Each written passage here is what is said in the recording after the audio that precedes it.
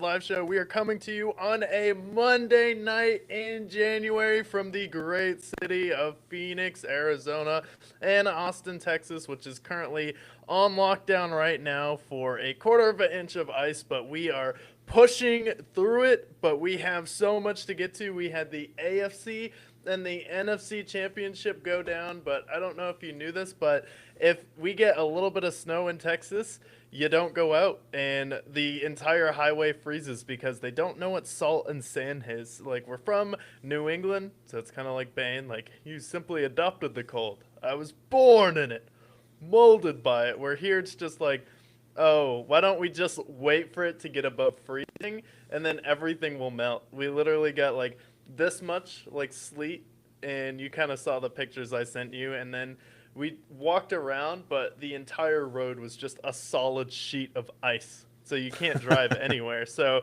got to work from home today and tomorrow because it snowed on Saturday night, but it didn't get above freezing on Sunday, didn't get above freezing today, and it's not going to get above freezing until tomorrow afternoon, so it won't be safe to drive on the roads for like 4 days after it snowed. That's hilarious.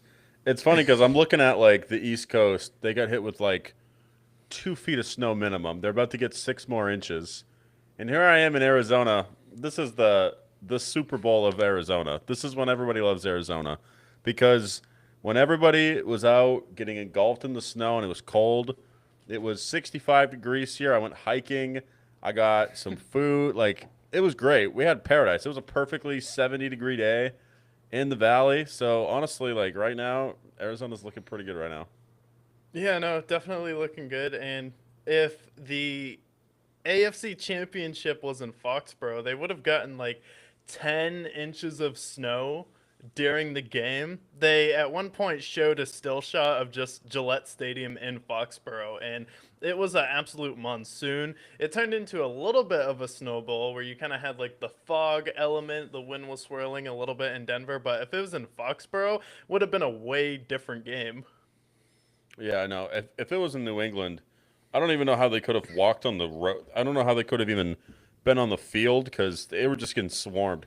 I'm really glad that we did get a snow game though, because I feel like if you're gonna be in the playoffs, there has to be a few good snow games. And this game, this was ultimately a tough defensive battle, but I feel like a lot of this goes to the fact that they couldn't really throw the football. Drake May only had 86 yards. Stidham really only had one drive that he could push the ball down the field before the elements came in. But I mean, 10-7, defensive battle. What was your thoughts on just how this game played out? Yeah, 10-7 defensive battle, and I was a little bit annoyed. I saw a couple people say this is absolutely unacceptable. I don't want to see weather conditions dictate a game in football. I want to see them all play in warm weather cities on neutral fields. I'm like, are you out of your mind? Snow games in football is what gets the magic. And then I also saw some people like, oh, well, Stafford was able to throw it versus the Eagles, so it's completely different. Like, no, it's not, because the wind at the elevation in Denver is way different than if you're just in Philadelphia. So you're not necessarily going to get the same wind effect just with it swirling there. So, like, a couple things, not all snow games are the same. So just because one game looks like it's snowing a lot doesn't mean that you have as much wind. Where in you're in Denver, I don't know if you know this, but there's elevation there. You're gonna have a lot of wind, and it's kind of swirling, so it's unpredictable where the ball was gonna go. I know Tony Romo, the only thing he knew about to say the game in his analysis about the game, since Patrick Mahomes and Josh Allen weren't playing, is like, well, out, Jim, the elements here, they're going to have a tough time moving the ball down the field, and you really can't see, and the snow and the wind, it's going to be so difficult, and you can't kick here. And it's like he was given a few phrases to say, and he kept repeating them over and over again. It's like you could have just replaced Tony Romo with like a chat GPT robot with Tony Romo's voice, and you probably would have got pretty much the same exact analysis. Yeah, I was lucky enough to watch this at a loud sports bar where I didn't have to hear Tony too much. But every time he talked, it was just the elements this, the elements that. And believe me, like, we're watching the game, Tony. Like, we saw, we had the Patriots kicker, he missed 2 field goals. We had Will Lutz miss 2 field goals. It's the first game since 1991 in a conference championship where there's 3 missed field goals in a game. So, like, believe me, we know well about the elements. Drake May didn't play an amazing game by any means, in any stretch of the imagination. But again, like, we go into this game, there's people picking the Broncos because Jarrett Stidham getting revenge against his former team. And those same people that were saying that, now that the Patriots have moved on, are now saying, oh, well, Patriots had the easiest path to the Super Bowl, cupcake schedule, blah, this and that.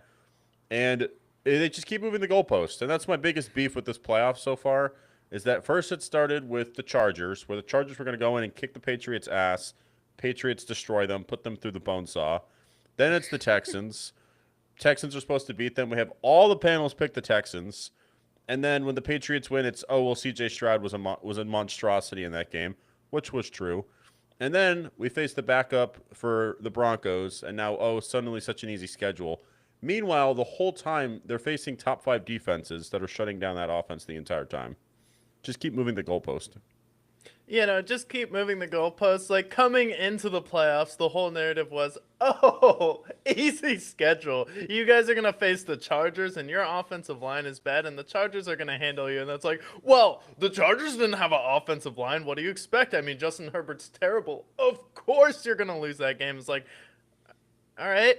What about the Texans? Every single person on ESPN Live, that terrible show with Dan Orlovsky, Marcus Spears, Mina Kimes, all those people, every single one of them picked the Houston Texans, and it was pretty much a majority consensus that the Houston Texans were going to win.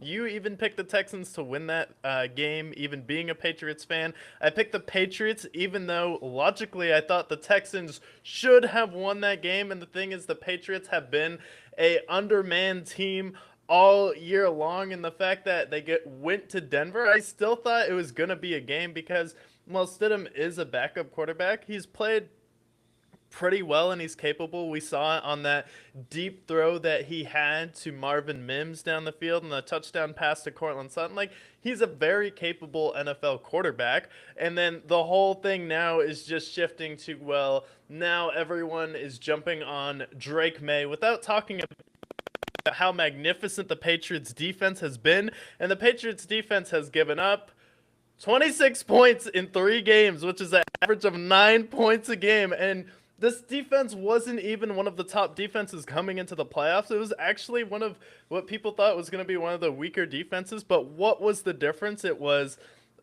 you had Bob Spillane, who was injured towards the end of the season. He's their middle linebacker. He's the one communicating with most of the players, making sure everyone's in the right position. Had a great career in Pittsburgh. Had a really solid year, and you can definitely tell how much the Raiders miss him on their team.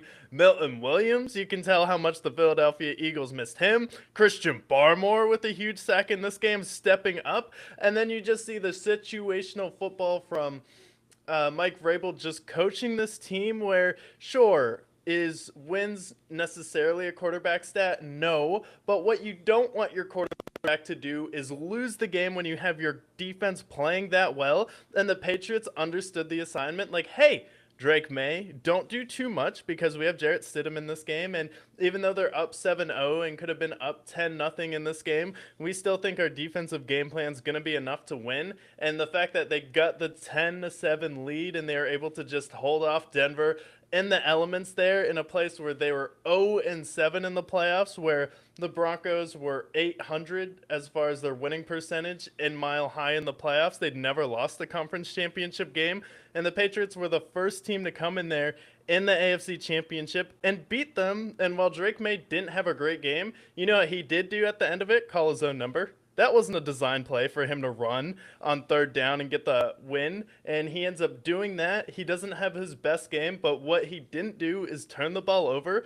He was a little bit gun-shy in this game because of the fumbles that he had before, but that makes sense because as long as I don't lose this game for my team, I know we're going to be in pretty good shape, and our defense is going to give us an opportunity to go out there and score. What'd he do? As soon as his defense gave him an opportunity to score, he converted it into a touchdown. And that's really all you can ask him to do is manage the game, because you know how many touchdowns Tom Brady had in his first Super Bowl run? 1. Is there one touchdown pass the entire playoffs? The entire playoff one run? touchdown in their entire playoff run. when Ben Roethlisberger faced Seattle in the Super Bowl, he had 0 touchdowns and 2 interceptions. He won the game there. People aren't going to hold that against Ben Roethlisberger, still a Hall of Fame quarterback. And this is in year 2 that he's doing this, where he led the league in QBR in the regular season. He led the league in completion percentage. Also, who are his wide receivers? This is the number one thing that people don't talk about with Drake May is no one knows who Kayshon Boutte is. No one knows who Kyle Williams is. No one knows who Pop Douglas is. How long has Hunter Henry been in the league at this point? How many teams has Austin Hooper played for? Stephon Diggs is an older player, but he's not the same explosive Stephon Diggs that he'd been before. He was running like 4-yard routes in this game, so it's not like Drake May has the most help in the world either, and his offensive line hasn't been doing him any favors either, and he was going against Cooper and Nick Bonito, who had the fastest get-off rate in the league this year, and he's going up against Defensive Player of the Year Pat Surtain, and Kayshon Boutte couldn't get any separation on him. So it's like, I get that Drake May didn't have a great game, but he also doesn't have the best receivers in the world either, and he didn't lose the game and try and do too much. Yeah, and not only that, like I want to talk about the Broncos defense. They ended their season with the 5th most sacks in NFL history. They had 72 sacks, which goes for 5th most all time. We're talking about the 86 Bears, the 2000 Ravens, the Legion of Boom. All of these teams, they're in that conversation as far as sacks are concerned. I don't think they're quite to those levels of those other guys, but ultimately, no turnovers.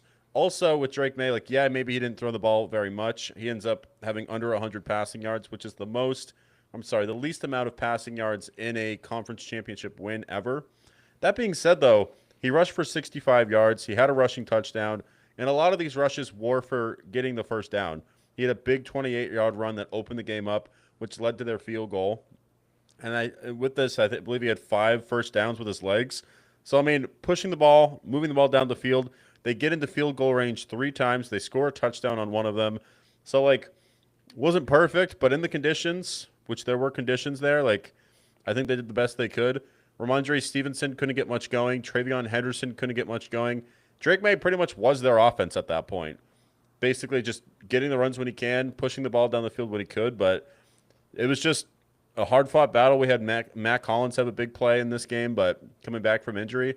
But if I'm the Broncos, I feel really good about how my season went. Our defense played really great. If the Broncos can get a receiver alongside Courtland Sutton, then I think the Broncos come back next year. I think Bo Nix proved that he's a playoff performer. So the Broncos should hold their head high overall with how the season went. Yeah, and I think the Broncos definitely hold their head high. And guess what? The Broncos have the better roster. I mean, they're top 5 defense. The Patriots defense is a really talented roster, but they've gotten here off of coaching with Mike Vrabel and situational football, where they've been able to out-scheme teams and this generate turnovers, and they're only giving up an average of 9 points a game. They've only given up 2 touchdowns in the playoffs so far as well. And again, it's against Jarrett Stidham, CJ Stroud, and Justin Herbert, but people aren't talking about how dominant the Patriots defense has been, and the offense all season has been this, which is what? They do exactly what they need to do to win the game. And Josh McDaniels is a very conservative offensive coordinator, where he worked with Tom Brady, who is the master of what? Not losing the game. And the fact that Drake May didn't have a single fumble in this game after having all of those issues, when, you know, he wasn't going up against Danielle Hunter and Will Anderson Jr. in this game in the Houston Texans, but the Denver Broncos are pretty close, and you said they finished with the 5th most sacks all time, and they have the fastest get-off rate in the league. I believe they have Cooper's number 1, and Nick Bonito is number 3, and then sandwich in there, it's like Myles Garrett at number 2. Yeah. So, like, the defense for the Broncos was no joke, and they definitely shut down the Patriots here, but for the Broncos, I mean, I honestly don't think Jarrett Stidham played a bad game. You look at the stat line, maybe it doesn't appeal to him too much. I feel like for him, as soon as the scripted drives went away, that's when you started to see him struggle. You saw him miss a few throws down the field. But for a backup quarterback coming in, having not played basically in 3 years, the fact that he stood in and was within arm's reach of winning this game, I feel like Jarrett Stidham, when the time comes, whether he's a free agent this offseason, I definitely think he's going to have some business come his way, because I do think that he could be a bridge quarterback for a team like maybe Atlanta, who wants to get over, Michael Penix, or maybe he's not back from injury quite yet, I would give Jared Stidham a call. I would say the Jets are always in the mix for a quarterback. Maybe they call up Jared Stidham. But I definitely think there's more opportunities for him because I think this game, maybe it wasn't his best game, but I think that he proved that he can be a quarterback in this league. I think he proved he can be a quarterback in this league. People may call up for them. I think the Broncos probably want to keep him around as their backup quarterback, especially if Bo Nix has that injury issue. But he definitely proved it. And overall, it was a competitive game. And it really comes down to what has been the Achilles heel of so many teams in the playoffs this year, which is going for it on fourth down and it backfiring. We saw the Lions and Dan Campbell never learn their lesson from it. It was the Bears' downfall. And if the Broncos kick that field goal, I think they would still be playing right now.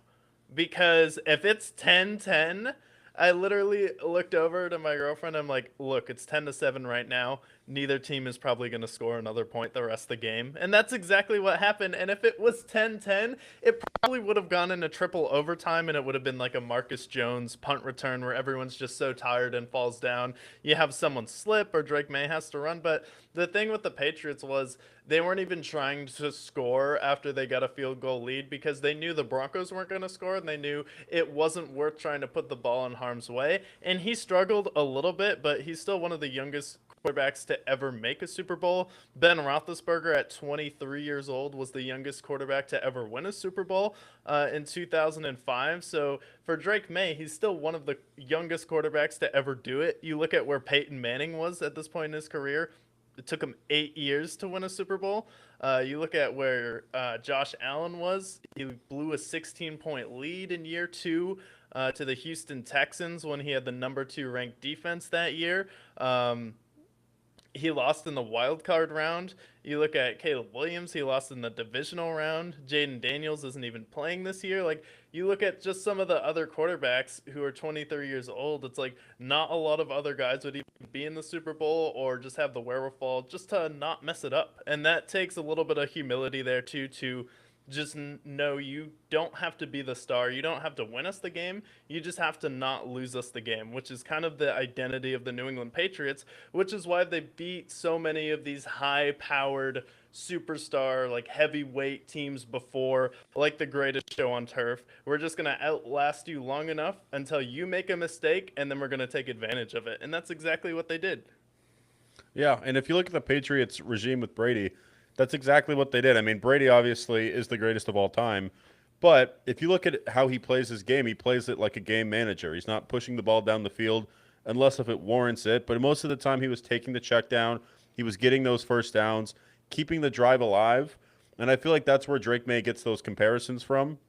He's still a long way away from Tom Brady, but at that same time, he's 23 years old. He's brought his team to the Super Bowl. You turned a team that was 4-13 into a Super Bowl contender, a Super Bowl appearance already for them. So, I mean, with Mike Vrabel, we're going to go over the awards later in the show and where he ranks and where he'll win as far as Coach of the Year. But for this team to turn around the way they did and be in this game against Seattle in 2 weeks from now, I mean, I don't think it gets any more impressive than that. The fact that you were able to completely reverse your win total, make a Super Bowl, have 2 successful playoff wins, and then go ahead and make the Patriots, like, he's won as many playoff games in 1 year as many as Dak Prescott has won in 10. More. And obviously, like, having that great defense helps, but I feel like there's a lot of things to congratulate Drake May on for this year. Yeah, there definitely is. And the people like talking about his stats, like, well, he was the first quarterback to throw 3 touchdowns versus the Houston Texans. And I get, well, if CJ Stroud didn't fall apart, then it would have been an entirely different game. You're right. It would have been. But he did. And he did fall apart in that game. And you said, no Nico Collins, no problem. Where's the same energy when the Patriots go out there and then they force him to turn it over 5 times? And people forget that the very week previously you had players coming up to Bob Spillane saying, we had no idea what coverage you were running. So that is what clicked in my mind where I'm like, well, if they can't read coverage, I don't think Houston and CJ Stroud's going to be able to figure it out. They didn't. And then, sure, he didn't have the best conference championship game, but when you compare his first playoff run to Tom Brady's, You want to hear Tom Brady's first stats through 3 playoff games, the divisional round, AFC Championship, and Super Bowl? He went 60 for 97, 61 completion percentage. He threw 1 touchdown, 572 passing yards, 1 interception with a passer rating of 77, and that's the GOAT in his first year going to the Super Bowl and winning. And, with Drake May in his first 3 games, he has 533 passing yards, so a little bit less there. But he has 4 passing touchdowns, 2 interceptions, 131 rushing yards, 1 rushing touchdown, and he reached the Super Bowl. Yeah. I mean, it doesn't get any more impressive than that. So, I mean, how this breaks down now is ultimately, will they win this game next week? We'll preview that later on, but I think the Patriots, the fact that they got this win, a tough winter snow game against the Broncos, a lot of good things there for them. And then this also was, they're the 3rd team to make it to the Super Bowl, only scoring 10 points. You want to know another team who made it to the Super Bowl, only scoring 10 points? It was actually against Denver, too. Buffalo! Buffalo only scored 10 points versus the Denver Broncos and made it to a Super Bowl. Fascinating, right? And then the LA Rams, way back in the day, beat the Tampa Bay Buccaneers 9-0 and made it to a Super Bowl. Oh, God, that game must have been fucking awful to watch. 3 but field the very goals. Fans talking about this game, like, you guys also went to a Super Bowl and you only scored 10 points to get there. And then the other interesting thing is the Patriots are going to get to the Super Bowl. Ben Roethlisberger is the youngest quarterback at 23 to win a Super Bowl. And who did he win it against? Seattle. Who's Drake May going to be playing at 23 years old? Seattle. And then we have the whole other thing with the Pope, too, this year. Yeah, the Seahawks have been the 1 seed and have made the Super Bowl every time there's a new Pope in town. So clearly, we know the next time there's a new Pope in the next decade or so, that we're going to bet the Seahawks to make the Super Bowl and win it and may be the 1 seed. Because clearly, I mean, we looked at it when we were previewing the playoff bracket, that's not a coincidence. And if I'm not mistaken, I believe you picked the Seahawks to make it to the Super Bowl because of that coincidence alone. So, like, sometimes when you see these occurrences in history, you can either bet on it or you can expect a change in trajectory. But for the Seahawks, they've been the 1 seed and made the Super Bowl every time now. So now this is now a pattern, not a coincidence. And then with this game, they also broke a tie with the San Francisco 49ers. And so now the New England Patriots have the most playoff wins of all time. Before this game, they were tied with San Francisco, and they've broken that tie. And now they are also the first team to do what? Go 9-0 on the road, which I think is the most impressive stat. And they're also now they're the 4th team all time to have a losing season and make it to a Super Bowl the next season. And there are 3 other teams to do that: the 0-1 Patriots, the Rams, and the San Francisco 49ers. Damn. And those guys, did all 3 of those teams win? I know the Patriots did. I'm not sure if I'm pretty sure the Niners did. I'm not sure if the Rams did. Okay. But either way, I mean, the fact that they've turned it around as quick as they have, they make their Super Bowl. Making a Super Bowl before Josh Allen, somebody check on the Bills fans. Making a Super Bowl before Lamar Jackson, before Justin Herbert. All of these different players, if you want to go on the NFC side, before Jordan Love, like Caleb Williams, and then Sam Darnold on the other side. The fact that he's the first quarterback in that illustrious 2018 draft to make the Super Bowl. If you would have bet that on Kelce, say 4 years ago, when he was going between the Jets and the Panthers and the Niners and the Vikings and all these other teams, to bet that he was going to be the first guy to make the Super Bowl, you would have been a millionaire right now if you had bet that. Yeah, if you bet Sam Darnold, and Sam Darnold's one of the most interesting guys because not only does the nightmare of all nightmares come to fruition with the Buffalo Bills, which is Drake May and the Patriots getting to the Super Bowl before Josh Allen, but you go back to that 2018 draft. Who else was in that draft? Oh yeah, Josh Allen and Sam Darnold. And Sam Darnold is the first quarterback to make it to the Super Bowl from that draft. And you know why? He has a contract right now where he's for 3 years, $100 million. So he's not making that much money. So it's a little bit easier on their cap. So they could go out there, add some more depth to this team. And then he joined, I believe it was Peyton Manning, Aaron Rodgers, Drew Brees, and Tom Brady for a winning record with back-to-back wins in 2 different seasons. He's also the first quarterback to have back-to-back 14-win seasons with 2 different teams. It's a little bit odd that you let your quarterback go when he does that, but he got back to the playoffs last year with Minnesota. It looked like he was still seeing ghosts. My only thing was like I feel like it could be a little different this year with Seattle in the playoffs just because I think their offensive line is better, and he really didn't have a run game to lean on in this game where Kenneth Walker was throwing out some punishment up against this Rams defense where it seemed like every time this guy touched the ball was an explosive play. Give it to him in the backfield, explosive play. Oh, we do a play action, we do a little screen out, just get him in space, and it's an explosive play. And that's what I want to see from these teams. Like, if you can't get your running back going, can't get an explosive guy going, just get him out there and in space. And also the Rams last year urging Cooper Kupp to retire, saying you need to retire this year. They were warning teams about signing him, and then what does Cooper Kupp do? He goes out there, has a massive role in them winning this game. He gets a touchdown in this game, and then Jackson Smith and Jigba showing up, and he tied Julio Jones' 2016 record for most receiving yards in a first half of a conference championship game with 115. What's even the more the nail biter for Cooper Kupp is the fact that he had that big fourth down where they have that controversial first down. Whether it was a catch or not, Buffalo fans were crying on Twitter. I saw that. JSN, the season that he's had, I think it's time that we have the conversation of, has Jackson Smith and Jigba had the greatest wide receiver season of all time? Or if not, in that conversation, this guy had 1,800 yards in the regular season. And then we go into the postseason. He just had 10 catches for 150 yards. And then previously, he had the game with the Niners. It didn't really matter. But this game, 10 catches, 150 yards, a touchdown.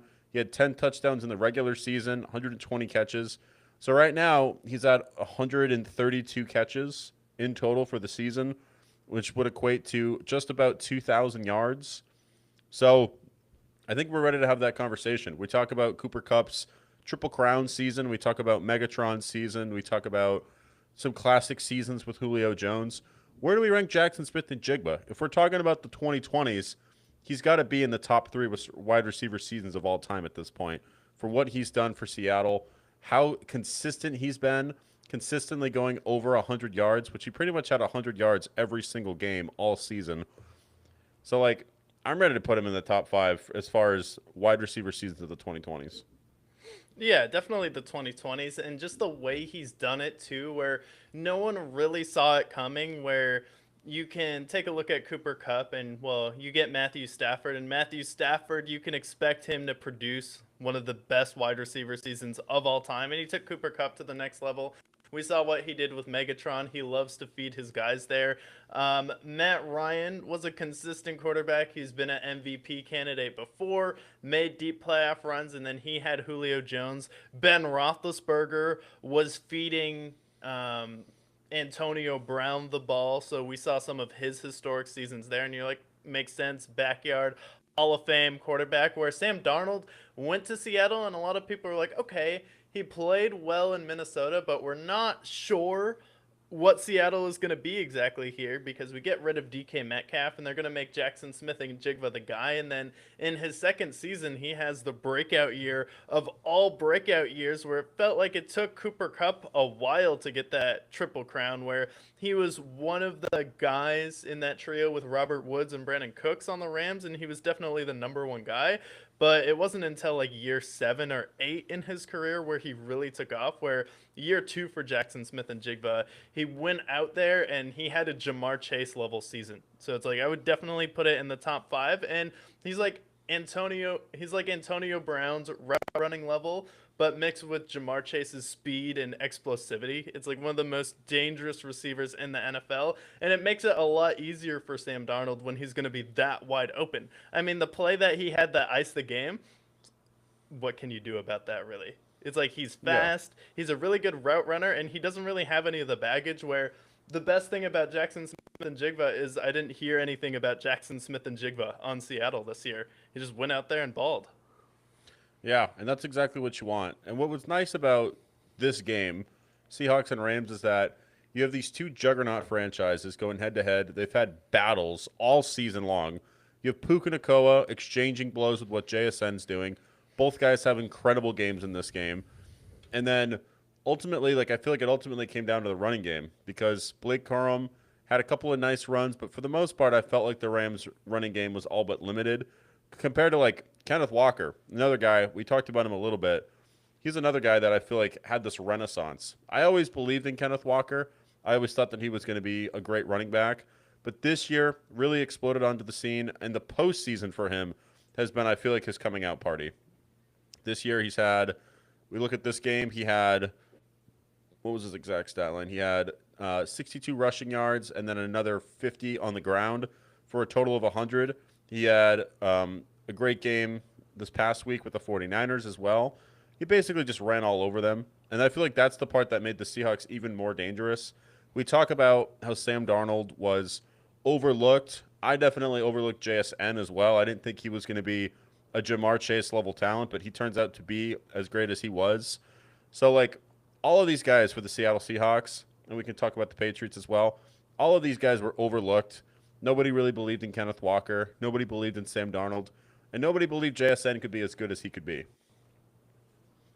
Yeah, no one believed JSN could be as good as he was, and Sam Darnold goes out there, and the thing this game is he doesn't have any turnovers, and the best thing for him was just that first play that he had to Rashid Shaheed, of all people, and a lot of people, again, we've been talking about this all playoffs, this move went under the radar, but as soon as they got Rashid Shaheed, I'm like, huh, that's a really interesting pickup because he's someone who just changes the entire game plan, especially when you're someone who's a defensive coordinator. Where someone like Rashid Shaheed, is he the best wide receiver in the NFL? Not necessarily, but he's also a player where if you don't know where he is at all times on the field, he's going to burn you. He's going to get behind one of your best players. If you fall asleep, he's going to get behind your defense and then run for a wide open play. And that's really what set the tone for Sam Darnold. And you could kind of see that confidence get raised in him in this game, and the fact that he's able to hand the ball over to Kenneth Walker,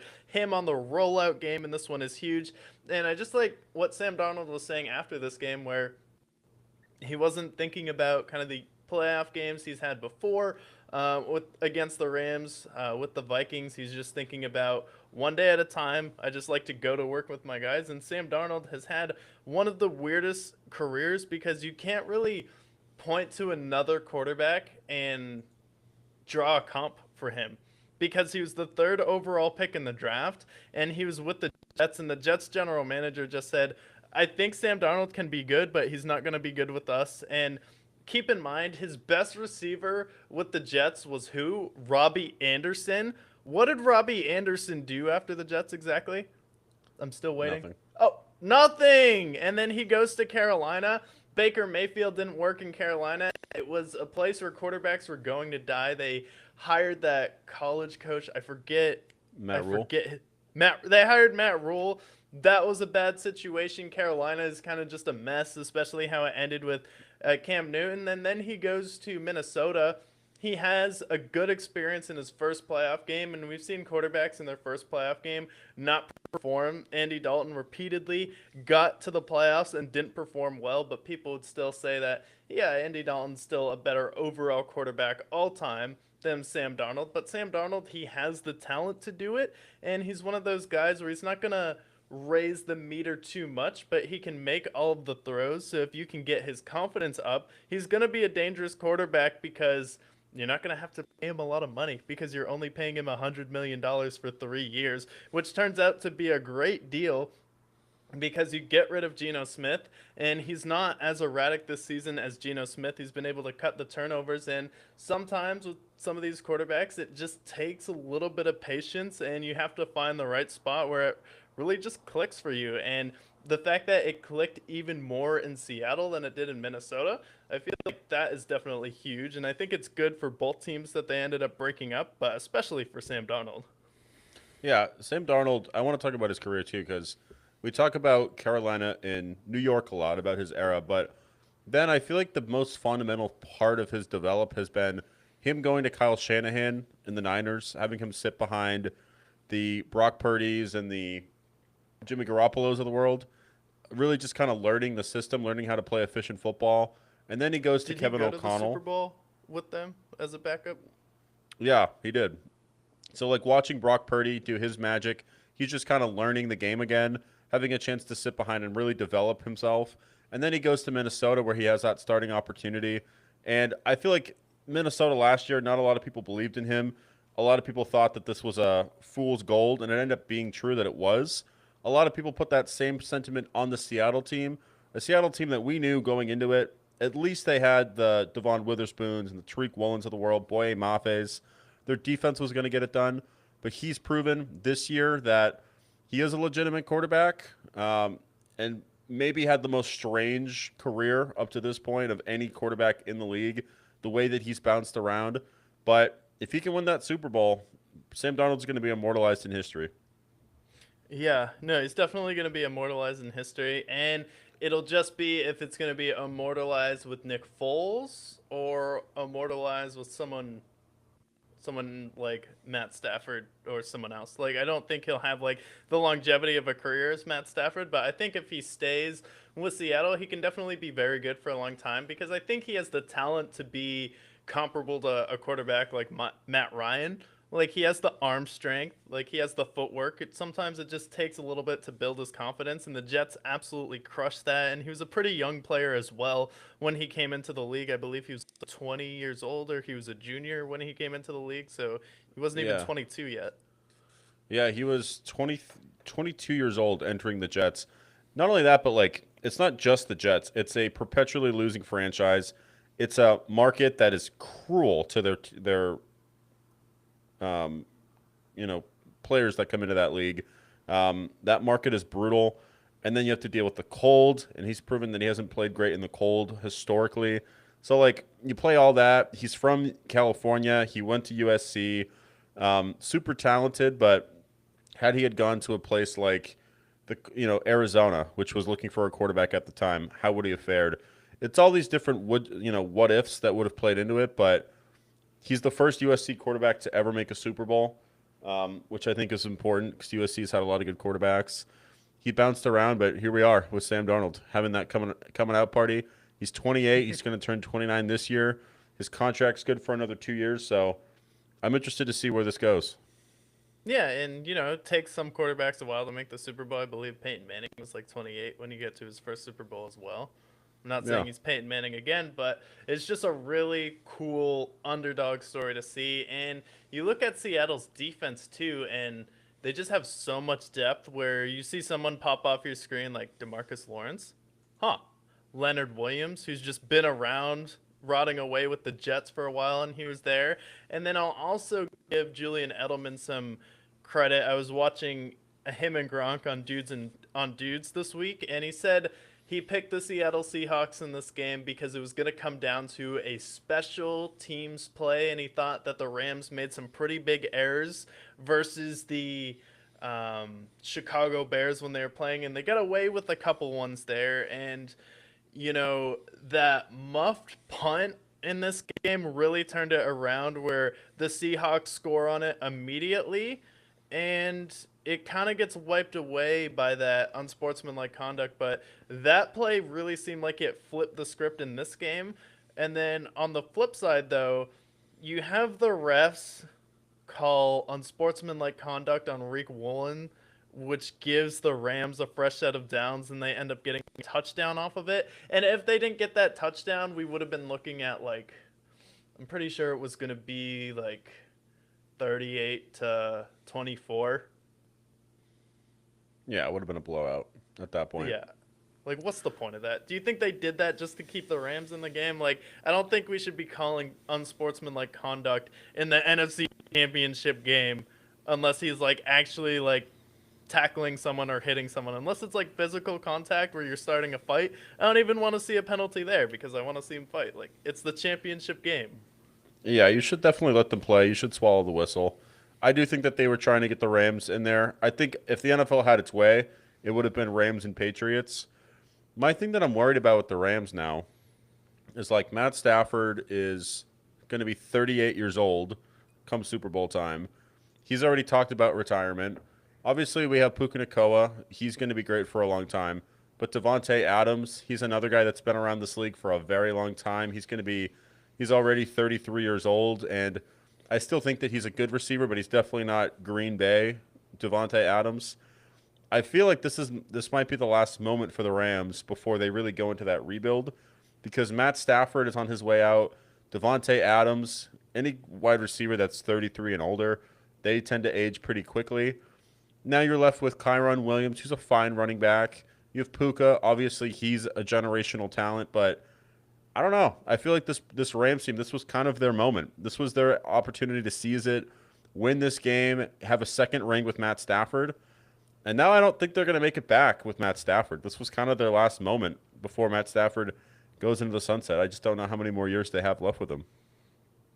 Yeah, because this was the kind of year where the NFC was very good this year, but it kind of felt like a transition year where, I don't know, every single player on the San Francisco 49ers got hurt, and we had Tom Brady saying that the San Francisco 49ers team bus should be an ambulance, and they're a team that's in your division competing with you. You're going to have a new head coach with the Cardinals and potentially trade Kyler Murray, who I believe is a top 5 salary in the NFL. He's making like the 4th most money in the NFL. They might move him. And then you're also going to have Stefanski now coaching the Falcons. What will that look like? The Caleb Williams and the Bears, another year better. And then you're also going to have the Lions retooled.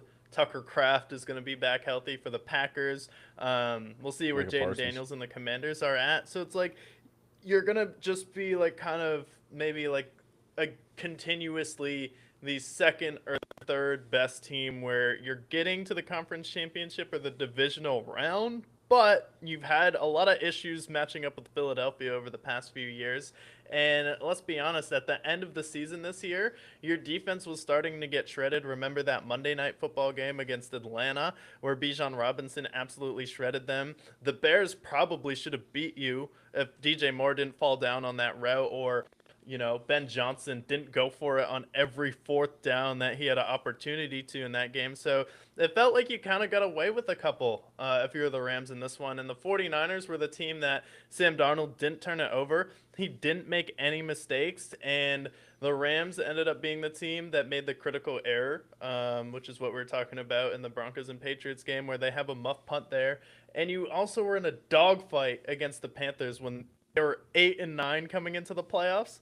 So it's like for the Rams, it's like you didn't even win your division this year. So it did seem like this is going to be the closest that you're going to get back, that you're going to get to getting back to the Super Bowl. And even if you do get to the Super Bowl, is your defense gonna be good enough? So I think your run game is good enough, but if they do want to get back to the Super Bowl, they're gonna have to hit on a couple really good defensive draft picks, and that's really gonna be the unit that's gonna have to be upgraded. Because I do think Devontae Adams is gonna be a similar wide receiver to Larry Fitzgerald, where Larry Fitz was able to play until 37 years old just because of his supreme route running ability. And I think Devontae is that type of guy. So I do think you have him for at least another year.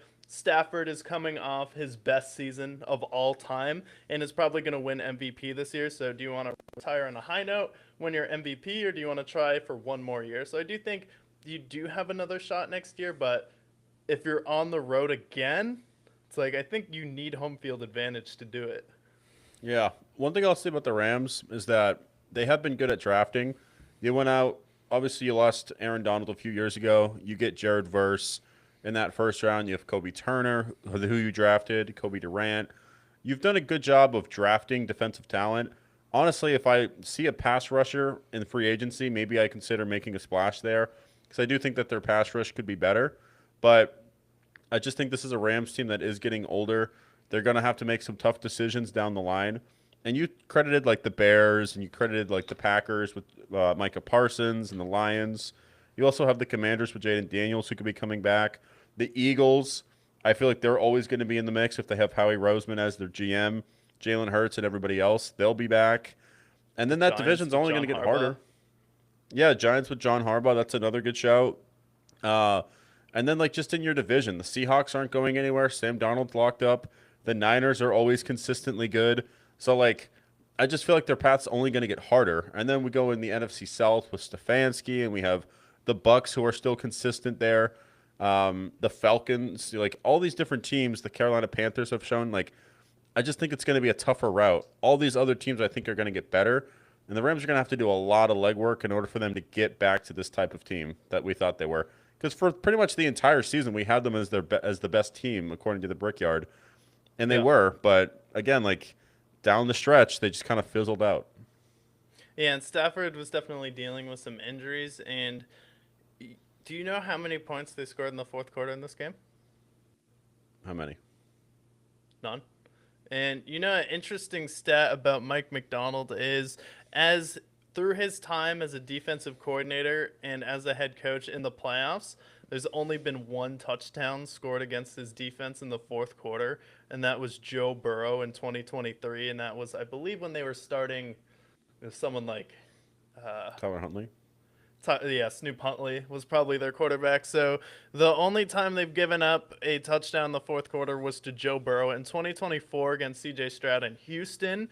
No touchdowns. In the conference championship against the Chiefs, no touchdowns. So Mike McDonald wasn't the issue there. And then against the 49ers and the Rams in the fourth quarter this year, they didn't allow a single fourth quarter score in the playoffs. So if you just go from 2024 on, Mike McDonald defenses haven't allowed any points in the fourth quarter. And the only person who has scored against his defense is Joe Burrow. And Joe Burrow is one of the only people to beat Patrick Mahomes in the playoffs, not named Tom Brady, not named Jalen Hurts. And then you talk about how they built this team. Do you know Mike McDonald and the Seahawks, with their trade with the Pittsburgh Steelers for DK Metcalf in round 2, pick 57, they took Nick Amenawari, who's 20 years old, and he had 5 tackles in this game, 3 pass breakups, 2 catches against him for 8 yards as well, and then 5 pass defenses.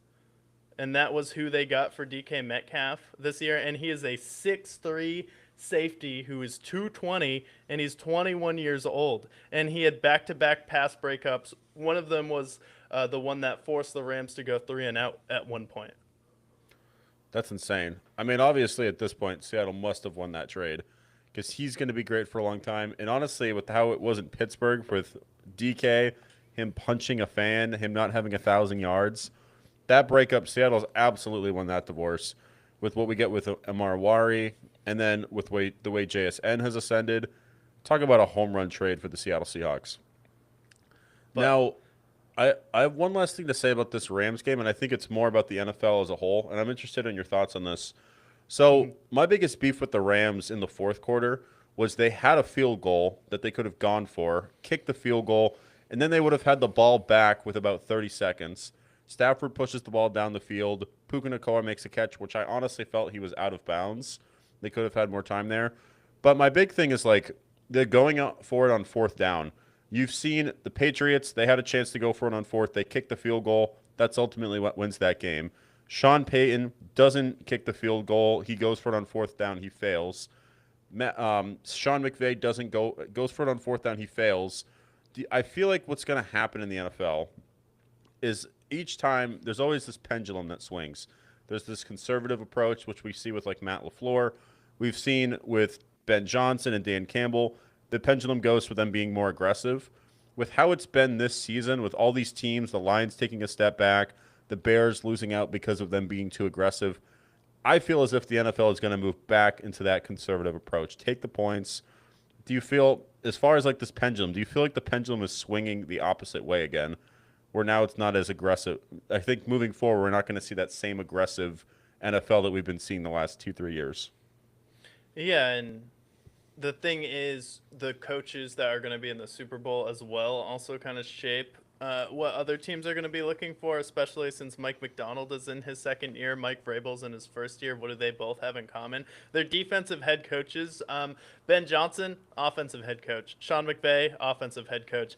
Dan Campbell, offensive head coach. Liam Cohen, offensive head coach. So you kind of go down the list, all of these coaches that have had these fourth downs that they haven't converted or have come around to kind of bite them in the playoffs this year. They've all been offensive guys this year, and kind of the defensive, situational, steady head coaches who know how to pick their spots on fourth down have been the ones who have been able to go out and do it. Where Mike Vrabel goes for it on fourth down sometimes, but he knows when to pick his spots. But he went hyper conservative in that Broncos game when he knew the Broncos couldn't score. So I do think that this will be a trend where we'll start to see a little bit of a push the other way. But I think it's going to be more of owners are going to start to take a look at it, and there's going to be a conversation with their head coach like, hey, we have all of this data in the playoffs on all the fourth downs that went the wrong way. We're going to have all these advanced AWS stats that the owners can actually pull up and show to their coaches, like, if you do this and it doesn't work out, we're more apt to fire you if that's the reason why it doesn't pan out. Especially for someone like Ben Johnson, who is a younger head coach, where I feel like Sean McVay in this game, you could argue that they went for it on fourth down in this time and they didn't really get the ball back. So how much more time would they really have had if they kicked the field goal in this one? Like, for this one, it's kind of understandable because you didn't actually know if you're going to touch the ball again.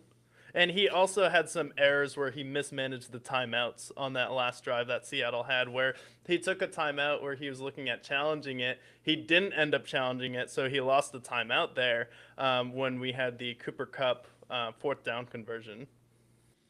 Yeah, there were some missed opportunities there for Sean McVay. I do want to see Sean McVay win a Super Bowl again. I do think he is influential of the sorts, but I think that ultimately, with how this has gone, we had defense kind of lead. The Texans were successful this season. We've had the Seahawks were very successful. So I think the pendulum's going to go towards the defensive side of the ball again, and I do think that we're going to start to see a more conservative NFL again. Maybe not to the same extent because we still have some big minds that love to go for it, but especially come playoff time, take the points. The NFL in the regular season, the NFL in the postseason are very different things. So I do think that come playoff time next year, we're going to see a lot more conservative football. Yeah, and I think for Ben Johnson, who's a young head coach, I get you want to be aggressive and go for it, but I think the worst one for me this year was definitely Sean Payton in that Patriots and Broncos game, where you should know the forecast. You know it's going to be a crappy game in the second half. I get you feel like you have all this momentum going your way, but the Patriots weren't really able to do anything on offense, and the Patriots don't have any skill players that can really get any separation from Pat Surtain or your defense, the same way that the Buffalo Bills have with someone like Khalil Shakur, or even Dalton Kincaid is more explosive than someone like Hunter Henry, who's more of a possession guy, where he's not just going to go out there and then get it on a fade route over any of your players. So I feel like the biggest one and the biggest missed opportunity was Sean Payton not taking the points on that play, because I feel like this would have been a very different game if they did end up going up 10-0 in this one. And then maybe you don't have that Stidham pass where he ends up having a backwards pass, Patriots recover it, and Drake May is able to get a touchdown. Then it's a completely different game, and it kind of flips the field position back to the Patriots as well. Yeah, I agree. I think Sean Payton's going for it. That's what ultimately killed the Broncos, because if they go up 10-0, they very well win that game. And we're talking about a Broncos-Seahawks Super Bowl at that point. But I guess at least goes to overtime in that one. And it's like Sean Payton. He's like a veteran head coach who's been around for so long. But I said before this game, I'm like, Sean Payton has orchestrated some pretty epic meltdowns in the conference championship before and in the playoffs, because remember, he was dominating the Patriots, or not the Patriots, the Tampa Bay Buccaneers whenever they would play them in the regular season. It was like Tom Brady's House of Horrors. And then when they played them in the divisional round, Tom Brady ends up beating them. And then in that Rams game That wasn't necessarily his fault, but you end up melting down there, where the Rams end up making it in 2018. So he's just had some moments in the playoffs where it feels like there's been some missed opportunities, or it's kind of just that NFL karma coming back to you, especially with him having the whole Bounty Gate situation. Yeah, but I'm happy with the Super Bowl outcome.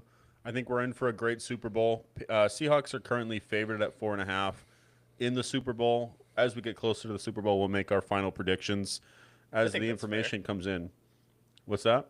I think that's a fair spread. I think so too. I think the Seahawks are the better team on paper. But I am interested because, we talked about Mike Vrabel is a first-year head coach. Mike McDonald is a second-year head coach. Both guys have an interesting background. You did a deep dive on Mike McDonald, and I've always just been a guy fascinated in Mike Vrabel, so I know his story. But like the coaches, because we have some extra time to cover, given the lack of games, but kind of like the backstory of these different coaches and how they got to the Super Bowl, I think is an interesting story. Yeah, so Mike McDonald graduated from Harvard at 22 years old. So immediately you hear Harvard, and then that's definitely one of the smartest guys in the league, and definitely someone who's going to have a lot of cachet. And then he spent 10 years with Georgia. So he was there for a long time as a consultant, working with them on defense. And then he went to the Ravens, and the Ravens ended up hiring him as he was kind of just like a defensive consultant and coach, and then he ended up becoming a linebackers coach for them. And then he ended up going to Michigan in 2022, and then he was the defensive coordinator for Michigan. He got a lot of high praise there, and everyone said it looks like an NFL defense. It was very fascinating for everybody there. And then he goes back to the Baltimore Ravens, and once he went back to the Baltimore Ravens, they consistently had a top 5 defense in the league. He was actually one of the youngest defensive coordinators that the Ravens have ever hired in their history before. And in 2023, that was the year where they lost to the Bengals. Wasn't necessarily his fault, though, because he gave Joe Burrow a really tough time. And if you remember that game, that was the game where Tyler Huntley played, and the Bengals had a really just tough time scoring it. Only gave up, I think, 17 points in that game. So that was a tough defensive performance for the Bengals. And then he got a lot of praise, especially for their playoff run where Lamar had his MVP run and they were the #1 overall seed, where against Houston and Kansas City, he didn't let up any fourth quarter points, really shut down the Houston Texans offense, where that was the year you had CJ Stroud as a rookie when he was hitting all those deep crossing routes to Tank Dell and Nico Collins, slowed down the Houston Texans offense there. And then the Kansas City Chiefs, they only gave up 17 points to the Chiefs in that conference championship game. And defense was not the issue, really was able to slow down Patrick Mahomes and the Kansas City Chiefs offense. It was really offense that kind of let him down. And then ends up from that season, he gets hired by the Seattle Seahawks there. And kind of the casual fans just were like, who is this guy? Another defensive coach? Why not an offensive guy? Where more of the coaching sentiment was, oh, this is a real good hire. Seattle got one of the best defensive minds in football. And then you can see that where Baltimore, after he left, the defense became more predictable.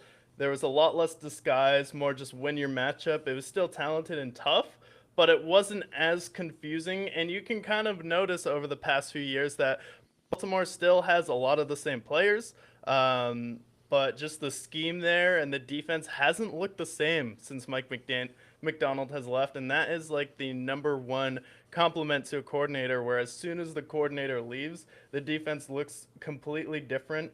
So he joined the essentially Ravens as a linebackers coach, then quickly earned the players' trust, and then he went to Michigan. That was his key moment there, just to summarize. And then he showed he could run an entire defense, not just assist, proved he could install and adapt quickly. And then after that, he turned himself into one of the best defensive coordinators in the league. He got hired, I believe, at 37 years old and he is the second youngest head coach to make a Super Bowl. And he did that all in year 2. And the Seattle Seahawks went 10-7 last year. And Geno Smith really wasn't his guy, but kind of the key moments for Seattle was breaking up with Pete Carroll, hiring Mike Macdonald, and then Mike Macdonald kind of moving off of Geno Smith and moving off of DK Metcalf there. And you can see the difference in Baltimore's defense before, after, and then after Mike Macdonald left. And then now Seattle's defense, where they didn't necessarily have their best game per se defensively, but in the fourth quarter, when it mattered, the Rams didn't score on them. Yeah. And now, I mean, a lot of the stats have been pointing to the Legion of Boom. They're not quite to the Legion of Boom level defense that they had, but it's right in that conversation. They averaged 15 points a game allowed this season, which was one of the best in the NFL. And you see players like Tariq Woolen take a step forward, Devon Witherspoon take a step forward. Boye Mafe was already really good, but he comes in there.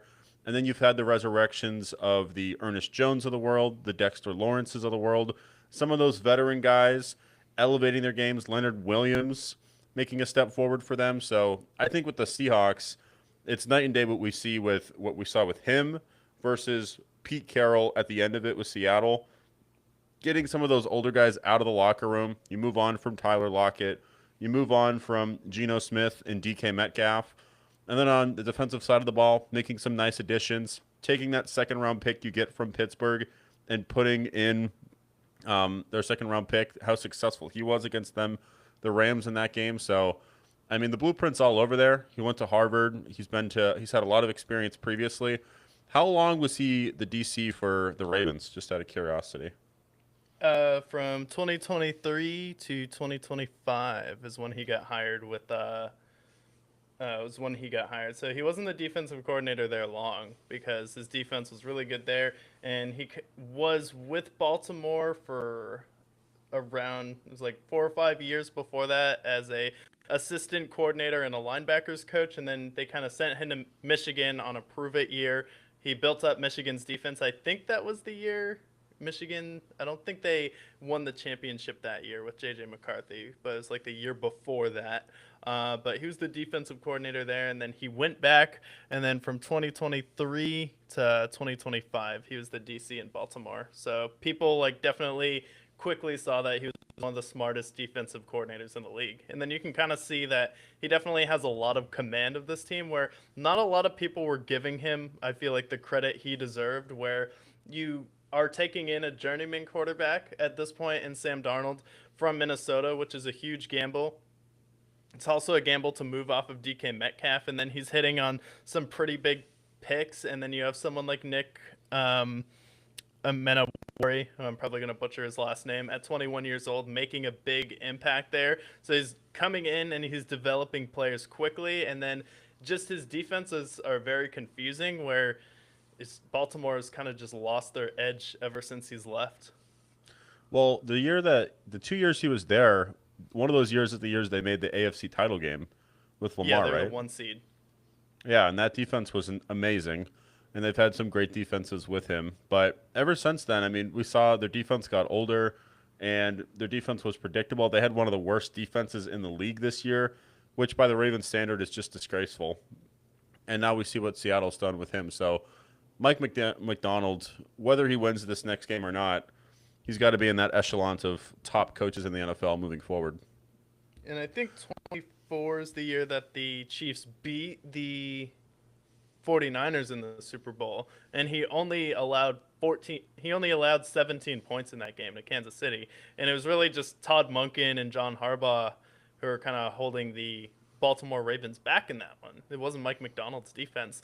And then like Kyle Hamilton looks like a different player since Mike Macdonald has left. You still have players like Roquan Smith who are there, but he's kind of being compared to Sean McVay, like on the defensive side of the ball right now, where this is something where a lot of the casual fans like, I don't know who this guy is, especially when a defensive coordinator gets hired. It's never like sexy, but now you have him, and then you have Mike Vrabel. Do you think people are going to look at that and hire defensive guys, or do you think most owners are going to look at that and hire a coach named Mike?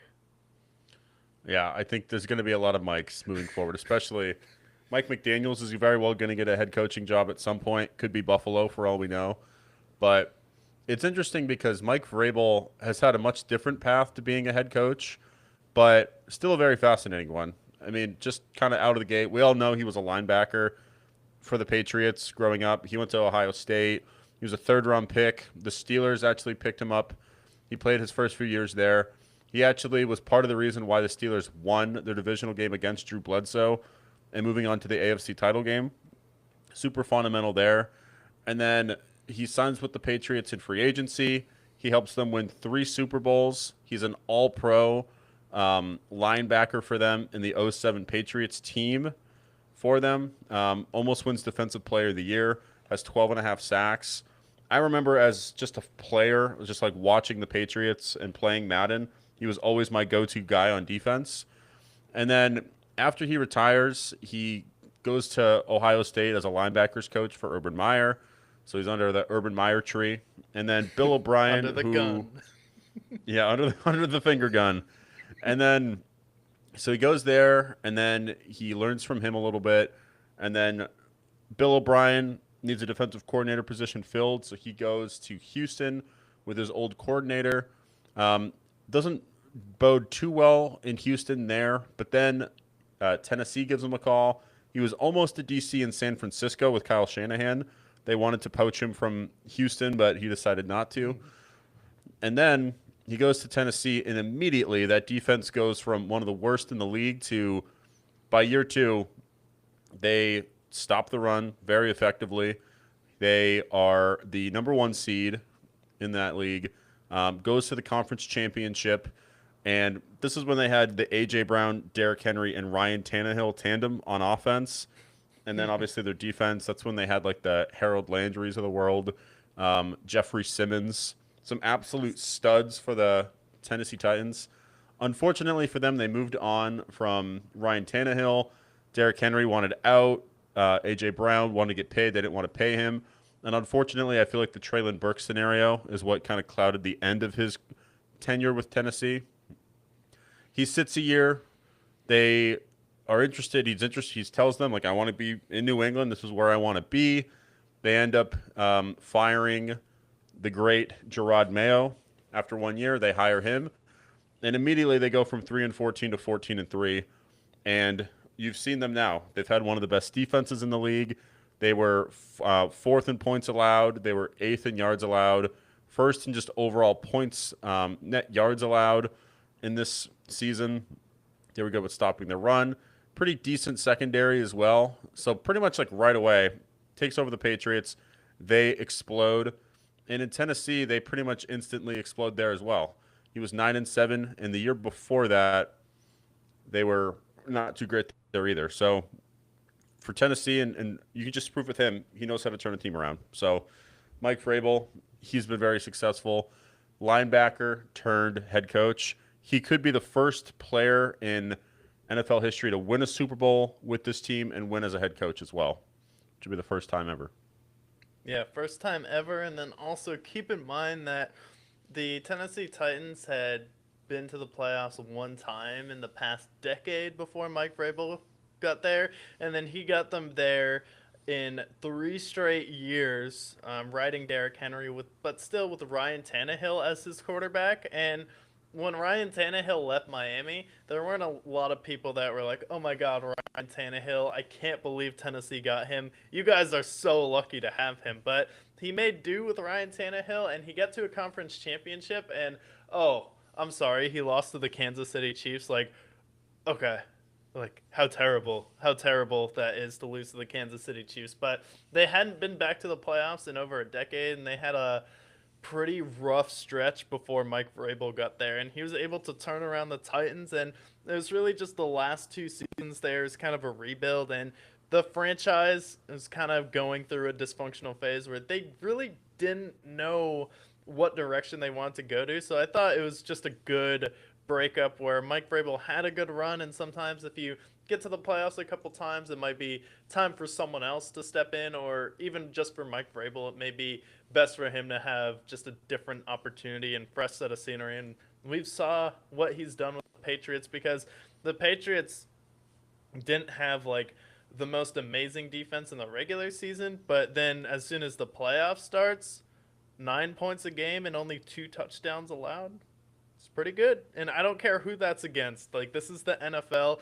It's a tough sport, and you took a 3-14 team and turned it around. Then also, like, the biggest point I'll keep reiterating with the Patriots is who are their skill players? Like, I get you want Drake May to be amazing, but he helped Drake May exceed when Ramondre Stevenson was having fumble issues. Remember when everyone thought that the Patriots should cut Ramondre Stevenson? And Mike Vrabel believed in him, reinstilled confidence in him, and now Ramondre Stevenson has been one of the most valuable players for them on offense in the playoffs when Mike Vrabel was definitely justifiable if he wanted to. He was definitely justified in giving up on Ramondre Stevenson if he wanted to early in the season when it seemed like every other time he touched the ball, he was putting it on the ground. Yeah, 100%. And also, like, with the Tennessee Titans, he also helped Matt LaFleur a lot. Matt LaFleur was an OC for Jeff Fisher and I believe Sean McVay the first year. He goes to the Tennessee Titans. They resurrect Ryan Tannehill's career, gets him a job in Green Bay. And then in that playoff run, let's not forget that he also was the one that killed the Patriots dynasty because the Patriots, they go up head to head with them and the Tennessee Titans eat their lunch. The Patriots only score 13 points in that game. Tom Brady has one of his worst games as a Patriot, doesn't throw a touchdown, completes 50% of his throws an interception to seal it for them, and that's with Ryan Tannehill. Derrick Henry has a monster game in that. And then they go ahead in the AFC divisional round and face the Ravens. It's And like in an that Ravens MVP game, year too, right? For Lamar. the MVP game for Lamar. And lo and behold, what does he do with Lamar? He holds him to 12 points. Lamar Jackson is 31 of 59. He throws 2 picks in this game. Only has a handful of rushing yards in this game. So holds that Ravens offense that had Lamar, Hollywood Brown, Will Snead, Hayden Hurst, all these guys, Mark Andrews, to 12 points for a team that was the number 1 offense in all of football. Like, credits there. And then obviously, like, the Chiefs. Like, that Chiefs team was ridiculous. So no credits there, but they still had a game that went toe-to-toe there. So I feel like there's a lot of respect to be around for both of these guys. Yeah, no, definitely 2 interesting coaches, and I feel like Mike Vrabel, a lot of people know him, and it just made sense in New England for him, but like Mike McDonald kind of being overlooked, and just the path that he's taken the Patriots on this year, where I can think of some of like the most impressive playoff runs and most impressive turnarounds, like Tom Brady in his first year with the Tampa Bay Buccaneers comes to mind, where he beat in a row Drew Brees, Aaron Rodgers, and Patrick Mahomes. Where now, if Mike Vrabel wins the Super Bowl, he would beat 4 out of the top 5 defenses as far as total rating in the NFL this year, and he's already beaten 3 of them. With a rookie quarterback, without that much help on offense, with a team that just went 3-14 last year that looked completely lost, and then he went out there and pretty much every signing on defense that they had has paid off, whether it's Milton Williams, whether it's Carlton Davis. You look at a player like Robert Spillane, and then he's helped develop Christian Barmore this season as well, like compared to what Gerard Mayo did last year. Yeah, you go like Patriots were very dysfunctional last year. A lot of bad energy in the locker room. He goes in there. A lot of these guys get resurrected. Christian Barmore had a coming out party in this season. Carlton Davis, the Lions decided not to pick him up. Former superstar for the Buccaneers. He comes back here. He makes a huge play, multiple big plays in that Texans game.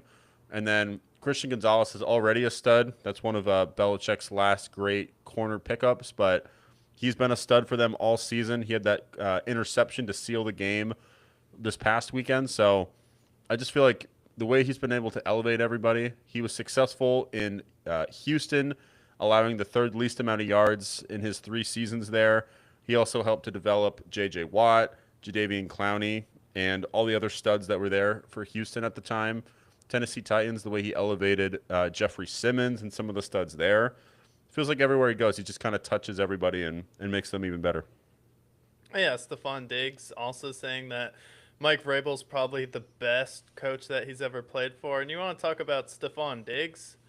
We have the famous picture of him as a Buffalo Bill looking at the Kansas City Chiefs, where this is a guy who has been to the conference championship 3 times now, and the first time he's made it is with the New England Patriots, and he had nothing but good things to say about Mike Vrabel, and he went there with the Minnesota Vikings, and when it was Case Keenum as the quarterback, ends up losing that one, ends up getting blown out by the Kansas City Chiefs when he's a Buffalo Bill, and now he's able to get there with the New England Patriots, and it's just a bunch of kind of gritty, hungry veterans with a mix of young talent with this one. So I would say like the Patriots roster wise, their talent, I feel like they've been undermanned in every single game. Like compared to the Chargers, Chargers probably have more talent on defense and better skill players than the Patriots have. I'd say the Houston Texans has a better roster than the Patriots do. And then the Patriots' offensive line is still giving Drake May some issues, especially with Will Campbell struggling coming back. And then you look at the Denver Broncos, even without Bo Nix, I feel like the Broncos still overall have a better roster. They have a legitimate number one receiver in Cortland Sutton. You have Marvin Mims. You have Pat Bryant, Harvey, McLaughlin at running back. You have Evan Ingram at tight end. And then you have the fifth most sacks in NFL history. Like they've been outgunned and undermanned in every game, and it hasn't mattered. So that's when people are like, "Oh well, you got an easy schedule, so you're gonna get beat by the Chargers." Okay, well everyone's gonna pick the Texans to beat the Patriots. Okay, well the Broncos are still gonna beat you with Jarrett Stidham. Okay, well I guess you'll get blown out in the Super Bowl by the Seattle Seahawks. Like that's the bar right now. That's the bar. I just feel like at this point, like maybe just believe in them just a little bit. I understand that maybe they haven't been great offensively, but the fact that they've been able to contain Justin Herbert, who many people put in the top 10 conversation, CJ Stroud, who was a prodigy his rookie year, and then this game, like, yeah, you're facing Jared Stidham. Maybe you want to poke holes there, but the Broncos were the number one seed all year, and they held them to 7 points. And then now we go into Seattle, and Seattle's definitely their biggest test yet, no doubt about it, with JSN and Kenneth Walker and all these other studs. But I would not be surprised. Like, I'm not sure what this over-under is quite yet. We'll dive it deeper there. It's 45.5. I would not be surprised if it hits the under. In fact, it's already shifted. It started at 46.5. It's at 45.5 now. So I would not be surprised as it continues to come in, as more money flows in. We're going to see the under hit probably 44.5, maybe 44 for this team. Like the defenses on both sides are going to be disgusting. I can see this being a lot more of a low-scoring game. Maybe it's like a 20-17 type game, but Yeah. like this is going to be a dogfight. Yeah, it's going to be a tough game for both sides, I think, especially because this is where Sam Darnold saw ghosts just a few years ago. So Someone Patriots asked him about that too, and he was like, "Thank God, thanks for reminding me about that. Thank you, I appreciate that. I almost forgot, but you had to go ahead and remind me about my quote where I'm seeing ghosts." Yeah. So like this is just going to be great all in all, but Super Bowl it's going to be great. Outside of the NFL Super Bowl soon to come, we have awards that are going to be handed out at the Super Bowl. We also have some coaching. Well, we're already talking about coaching hires. We've had a few moves. Mike McDaniels is now the OC for the Chargers. That's official now. He's officially locked that in as of today. I like it. I think he's going to be definitely better for them. But how do you feel about Mike McDaniels as OC? Do you think he elevates the Chargers in any way? Yeah, now we can actually figure out who's better, Tua or Justin Herbert, because there was a argument before where Tua was on Miami when they were having the really good seasons with Tyreek Hill at the end of his prime with Jalen Waddle. Is who's better? Is it actually Tua or is it Justin Herbert? People are like, that's ridiculous. Justin Herbert has all of that talent, but Tua is actually kind of successful in the regular season, made it to the playoffs, put up some years where he had better numbers than Justin Herbert, where I think Mike McDaniels at least is going to have a better, more complex offense for the Chargers and then actually design some better plays where I feel like it'll be a little bit more complex of an offense where maybe it's going to take a couple weeks for the Chargers to put together. But I do think that this is a good hire for him because I thought he was a pretty good head coach, but probably better as an offensive coordinator. And I think this will help out the run game. You're going to see a little bit more motion in this one. And I think if you can go out there, draft and hit on another receiver here, that the Chargers offense will definitely look better than it did this year because I felt like it was kind of just hope and pray for Justin Herbert where the play calling, it's like it was okay, but it was nothing special. So I think he'll be able to add just another element of just complexity to their offense. Yeah, I agree. I think it's going to be more modern. I just didn't really like what Greg Roman was doing there for them. So I feel like him getting out there, they get much better offensively. They have enough talent there. I like Lad McConkey a lot. Will they bring back Keenan Allen? We shall see. I feel like he's a little bit older.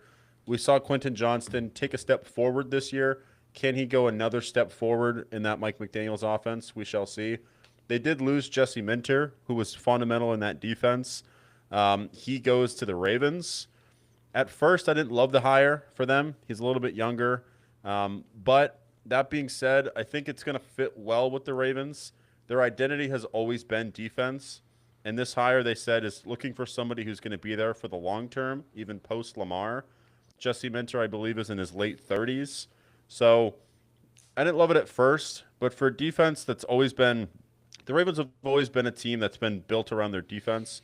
The Ray Lewis era, and then as they've both successful in the Lamar era, it's been when they had the Pat Queens of the world, the Kyle Hamiltons of the world, Roquan Smiths.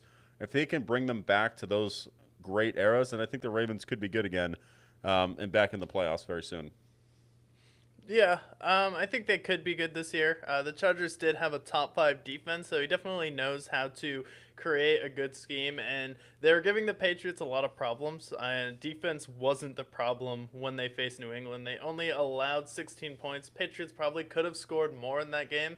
They just didn't need to, and they were focused more on running out the clock. But I think you'll kind of see a return to form for Kyle Hamilton. You're giving him a lot of different pieces to play for, so I think they kind of saw Mike McDonald leave and go to Seattle, which is what we were talking about earlier, and the success that he had there. So I think that is kind of what they're chasing, where we mentioned kind of the coaching themes come in waves with kind of how the season has gone. Mike McDonald, young defensive head coach, defensive coordinator in year two, was really successful with Baltimore, left and went to Seattle. So I think Baltimore, Miami, you're seeing some of these teams like, okay, now let's try and go out there, get a defensive coordinator, saw the success that Vrabel had. So it's really all going to depend on who they get as far as the offensive coordinator.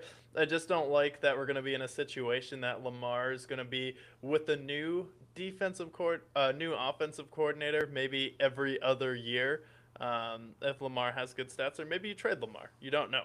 But I think with him, you're probably thinking rebuild because with the Ravens, you have to look at it this way. For a running quarterback, especially with someone who's taken as much punishment and has been as injured as Lamar, say what you will about Josh Allen, but he hasn't really missed any games being injured. He's probably only got 2 years left at like MVP caliber football. So like for a young head coach, it's going to be tough. So you're probably going to be looking for a new quarterback pretty soon. Yeah, and what's sad about Lamar is like I don't want to see that regression happen. I want to see him continue to be a stud, defy father time, but he just turned 29 this season. It was not his best season by any means. He was banged up. He's pretty much missed games every single year outside of this past year. Previously, he's always dinged up. He wasn't as mobile as he normally is. So I think we're already starting to see it happen with Lamar, and he's never been an excellent passer. He's a good passer, but not great. So when that regression does occur, it's going to be quick. We saw it with Cam. We saw it with Russ. There's plenty of examples. Michael Vick had happened with him too. Like, it's going to happen eventually, and I hope it's further out than we think. But when you're already approaching 30 and you've missed all the games that you have, it's just not going to be good for Lamar. So I hope it lasts long, but yeah, I can definitely see that happening there.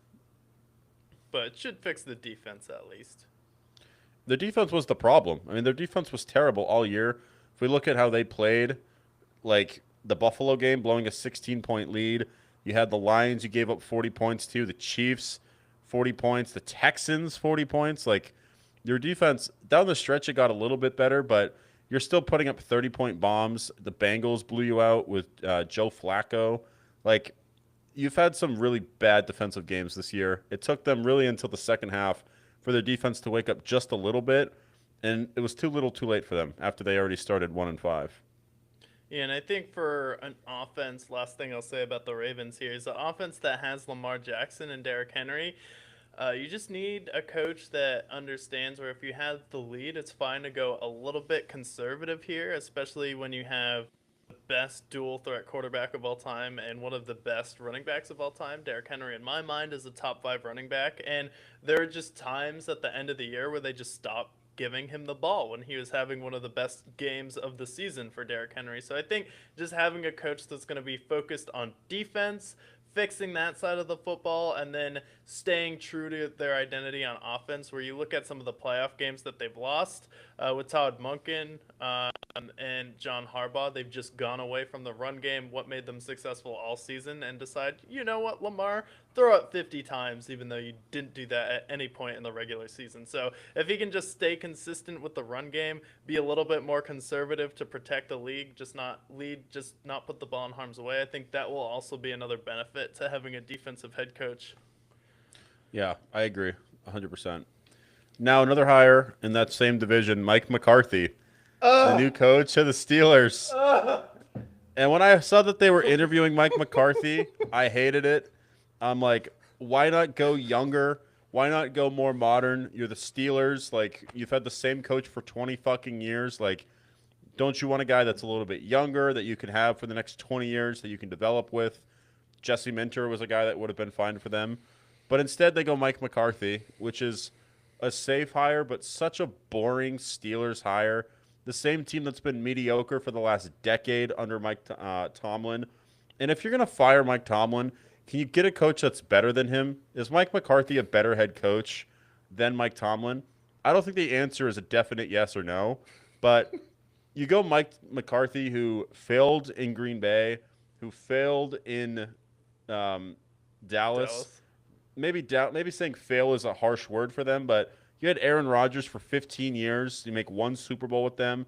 And then in Jerry World, you lie in your interview to get the job, and you tell it in the press conference.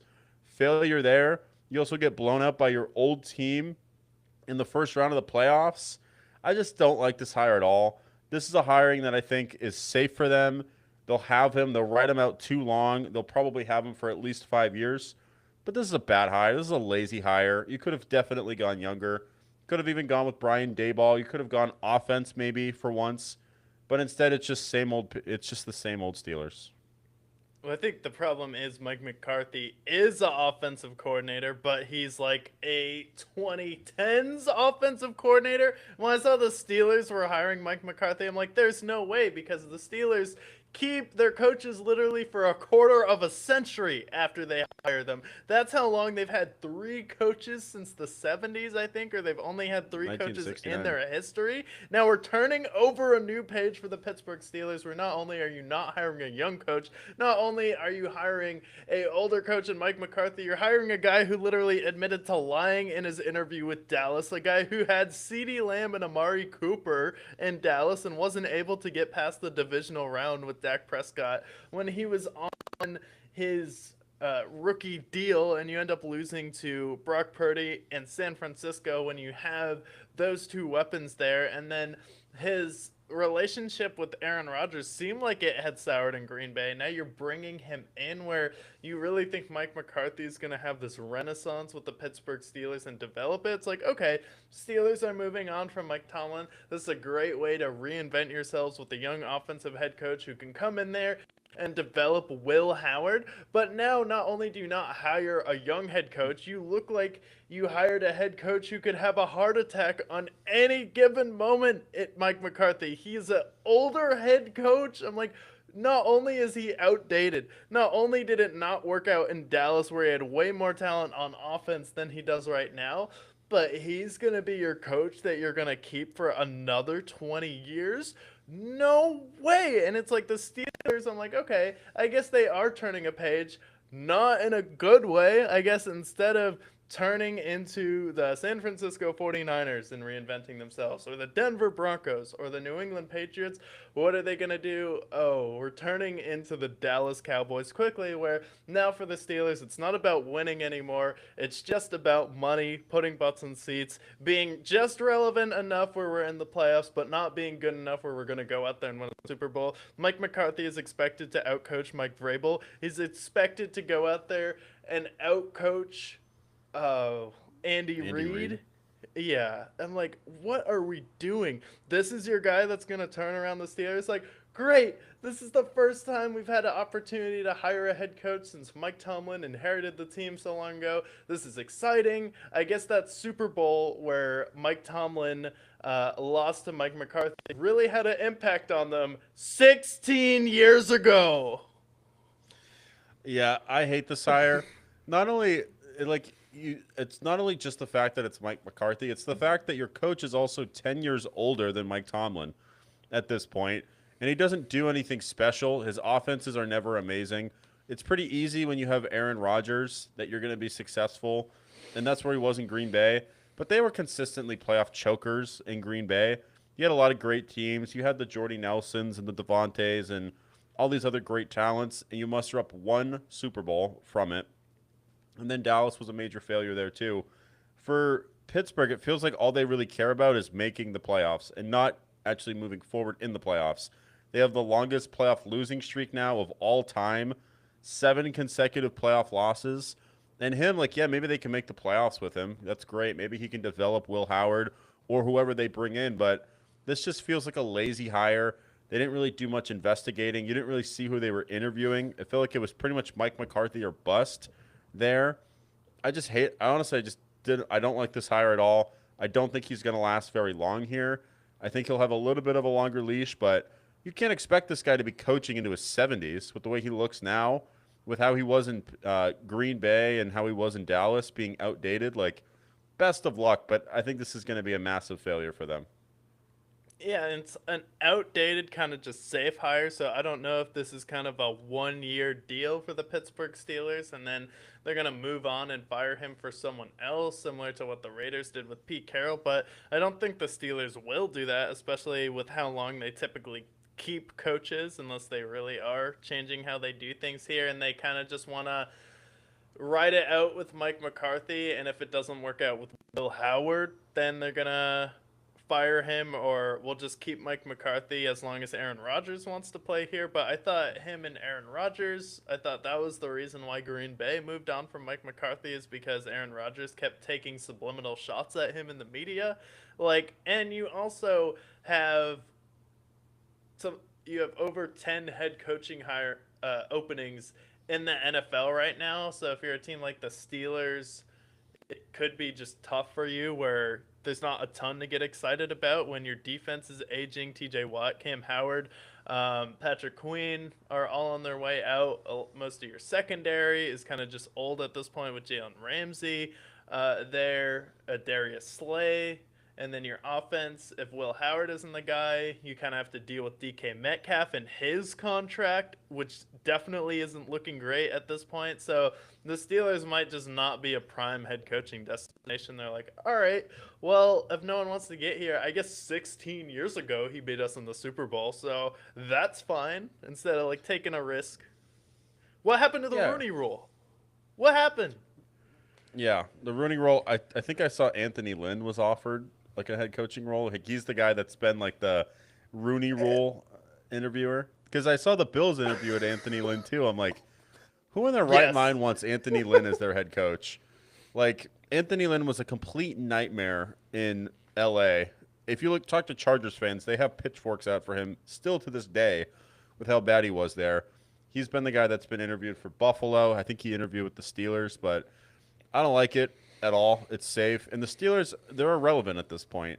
They're not going to do anything. You have the Ravens in that division. The Bengals should be back next year. Like, yeah, obviously Cleveland will still be Cleveland, but like I just think this is lazy. They're going to slip into irrelevant. They might not even make the playoffs moving forward. They just have a really bad roster moving forward, an aging roster, and they should have gone younger, honest to God. Yeah, I've been trying to watch, my cortisol levels, been trying to ascend this year, not let that bother me at all. But when I saw Mike McCarthy get hired with the Steelers, oh, the cortisol, it slipped up on me a little bit there. I can't lie. Yeah, I hated that. And then lastly, speaking of cortisol levels and eventually being bald, Brian Daboll is going to be the OC for the Titans Titans. with Robert Saleh. Yeah. We got the bald gang forming in Tennessee. Yeah, we got the bald gang there, and we literally ended the show last week, and then it was announced right after that Robert Saleh was going to get hired there, and I like this a lot. I think Brian Daboll was a really good offensive coordinator with Buffalo. He brought Daniel Jones and the Giants to the playoffs, and it was just kind of a dysfunctional team where the timing really couldn't work. So you're going to have him now with Cam Ward and Robert Saleh, who's going to fix the defense. So these are two quality guys who I think really help just build a culture where you kind of have co-head coaches there, but Robert Saleh was kind of a savage on defense for the San Francisco 49ers, where he was kind of the one holding the defense together, especially after they had all of those injuries there. And then I think Brian Daboll, just as an offensive coordinator, that's solid. So it's really going to depend on if they hit on their draft this year, because it's going to take a lot of work for the Titans to be good. But I feel like this is going to be one of those teams. It may just take 2 or 3 years, and they're just going to have some patience. But I definitely think over Brian Callahan, these are definitely two bigger adults in the room. Where Brian Callahan was kind of just in over his skis, never been an NFL head coach before, and he wasn't even the main offensive play caller for the Bengals, where you have Zach Taylor, who's an offensive head coach, and then, Joe Burrow, Jamar Chase, T. Higgins, Tyler Boyd at the end of his prime. Joe Mixon was there when he was the offensive coordinator, Samaje Perine, all those Yeah, guys. So, that helps. that definitely helps. I think with Robert Saleh, I thought he did a great job in New York. That Jets team was probably the best Jets team we saw probably since the AFC title runs with Mark Sanchez when they had Revis Island there. But like with that Jets team, he made Sauce Gardner into a Pro Bowler. He made Quinnen Williams a superstar there. That defense exploded there. Leonard Williams was successful there with them. The problem is that their offense was just awful. They had Zach Wilson. They bring in Aaron Rodgers. He gets injured immediately, and they don't give him enough time when Aaron Rodgers returns to really show what's there for them. So I think he's finally going to get a fair shake in Tennessee. They'll be patient with him. They know they have Cam Ward, and Cam Ward showed some flashes this year. They just need to go out and get weapons for this guy because his team had the most dropped passes of any quarterback in the NFL. Get him some goddamn receivers, and I don't mean go out and get old Tyler Lockett or get old Tyler Boyd. I mean, go out and get young talent. Go out and draft the next Puka Nacua if you can in the 5th round. Go out and get the top receiver. Maybe go out and draft Jeremiah Love, the running back out of Notre Dame. Go out and get something that's going to make your offense exciting, build up your offensive line, make your offense stout again. And then that defense, there's plenty of enough talent there that I think that they can turn this around fairly quickly. Just give it like 2 years, and I think we could see them back in the playoffs. Yeah, and I thought it was a mistake when the Jets hired him, because I thought he was really the only one keeping that team together. You also thought it was a mistake as well. And if I'm Robert Saleh and I'm in the AFC South, I look at Daniel Jones and Anthony Richardson, CJ Stroud, and Trevor Lawrence. I'm like, as talented as some of those guys are, at least arm wise, kind of retarded. I think I can do some work in this division as far as being a defensive coordinator.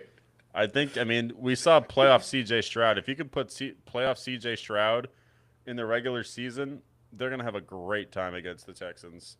So I like it Trevor, a his lot. clumsy self, like when he goes for the 4th down and then he just trips on his feet, and that's the reason why they lose to the Bills. He goes to jump and then falls down, and then he has the double stumble versus the Chiefs. Like, okay, I think I can cook something up versus these guys. Yeah, I think he's in for a great spot. Especially like I think Cam Ward. I believe in Cam Ward. I think he's going to be good there. Again, just get him talent. He didn't have anybody. He had Tony Pollard as his number one weapon. Tony Pollard, who was the co-running back with Zeke Elliott in Dallas. So go out there, get a few receivers, get an offensive line for him. Defense, I think, is going to be solid enough thanks to Robert Saleh's scheme, but I think the Brian Yeah. Dable hire is a good hire.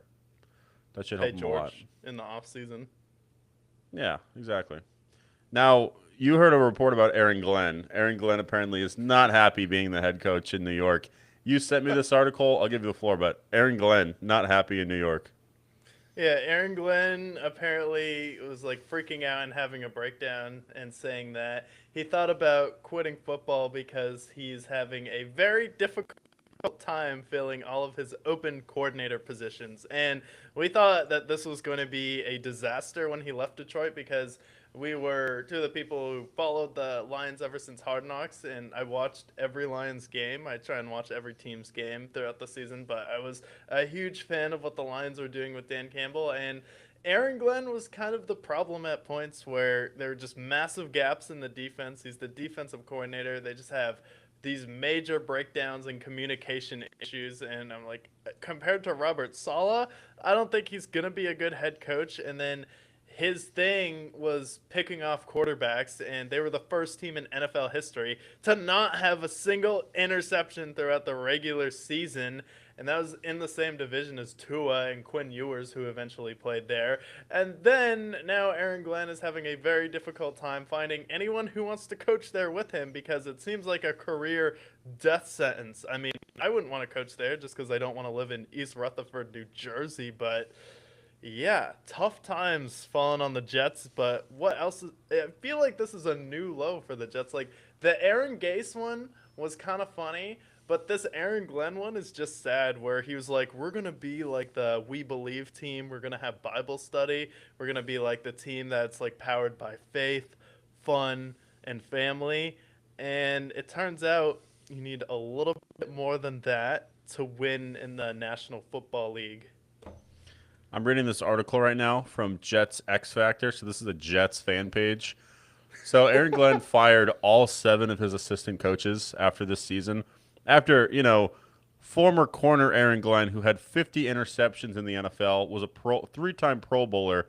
His team doesn't register a single interception, fires his entire staff, and his offensive coordinator, Scott Turner, replies to a Twitter comment that basically says, I hate the Jets. And he comments back, so do I. So even the coordinators are taking shots at the Jets. Aaron Glenn should have obviously been fired. He wasn't a good fit for them. I didn't like the hire to start. Now he's talking about demoting an offensive coordinator. He can't hire anybody. Now he's trying to target Alex Anzalone to go to the Jets, which I would hate that for Alex Anzalone. But this Jets team, like, I've seen some bad Jets iterations. We've seen Adam Gase worlds where that offense ruined Sam Darnold for a period of time. I've seen, plenty of bad Jets hires, but this has got to be a new low. No interceptions. You're 3-14, but you're bad enough that you aren't even going to be the number 1 overall pick. You're the 5th overall pick. You can't even get your quarterback. Like, it doesn't get any worse. And the worst part is, like, the Patriots, right? They hired Jerron Mayo. They failed. They hired a new coach because they knew it didn't work. They were honest with themselves. But Woody Johnson doesn't want to admit that he failed.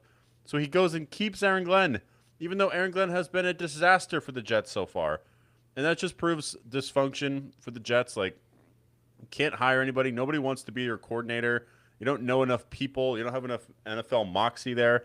It's just, I don't think it gets any more low than this for the Jets, unless if they just rattle off like a defeated season. I just don't think it gets any worse. It definitely does. I mean, this is Hugh Jackson level bad, and I think Hugh Jackson's a little bit more likable. But speaking of Hugh Jackson, I could definitely see it's probably going to be him as the offensive coordinator. But at this point, Aaron Glenn would be lucky if Freddie Kitchens wants to go there because, okay, you're dumb as far as being head coach. Like you hire Aaron Glenn as your head coach, and then it's not his fault. It's every other coach on the team. So he fires all of them. So if I'm a head coach that wants to go there, clearly people don't respect him if they don't want to take the job there. So it's like at this point, it's for the Jets. It's going to be, and now our offensive coordinator, we have to Ouija in Dwayne Haskins, and he's our offensive coordinator. Oh God, that's awful.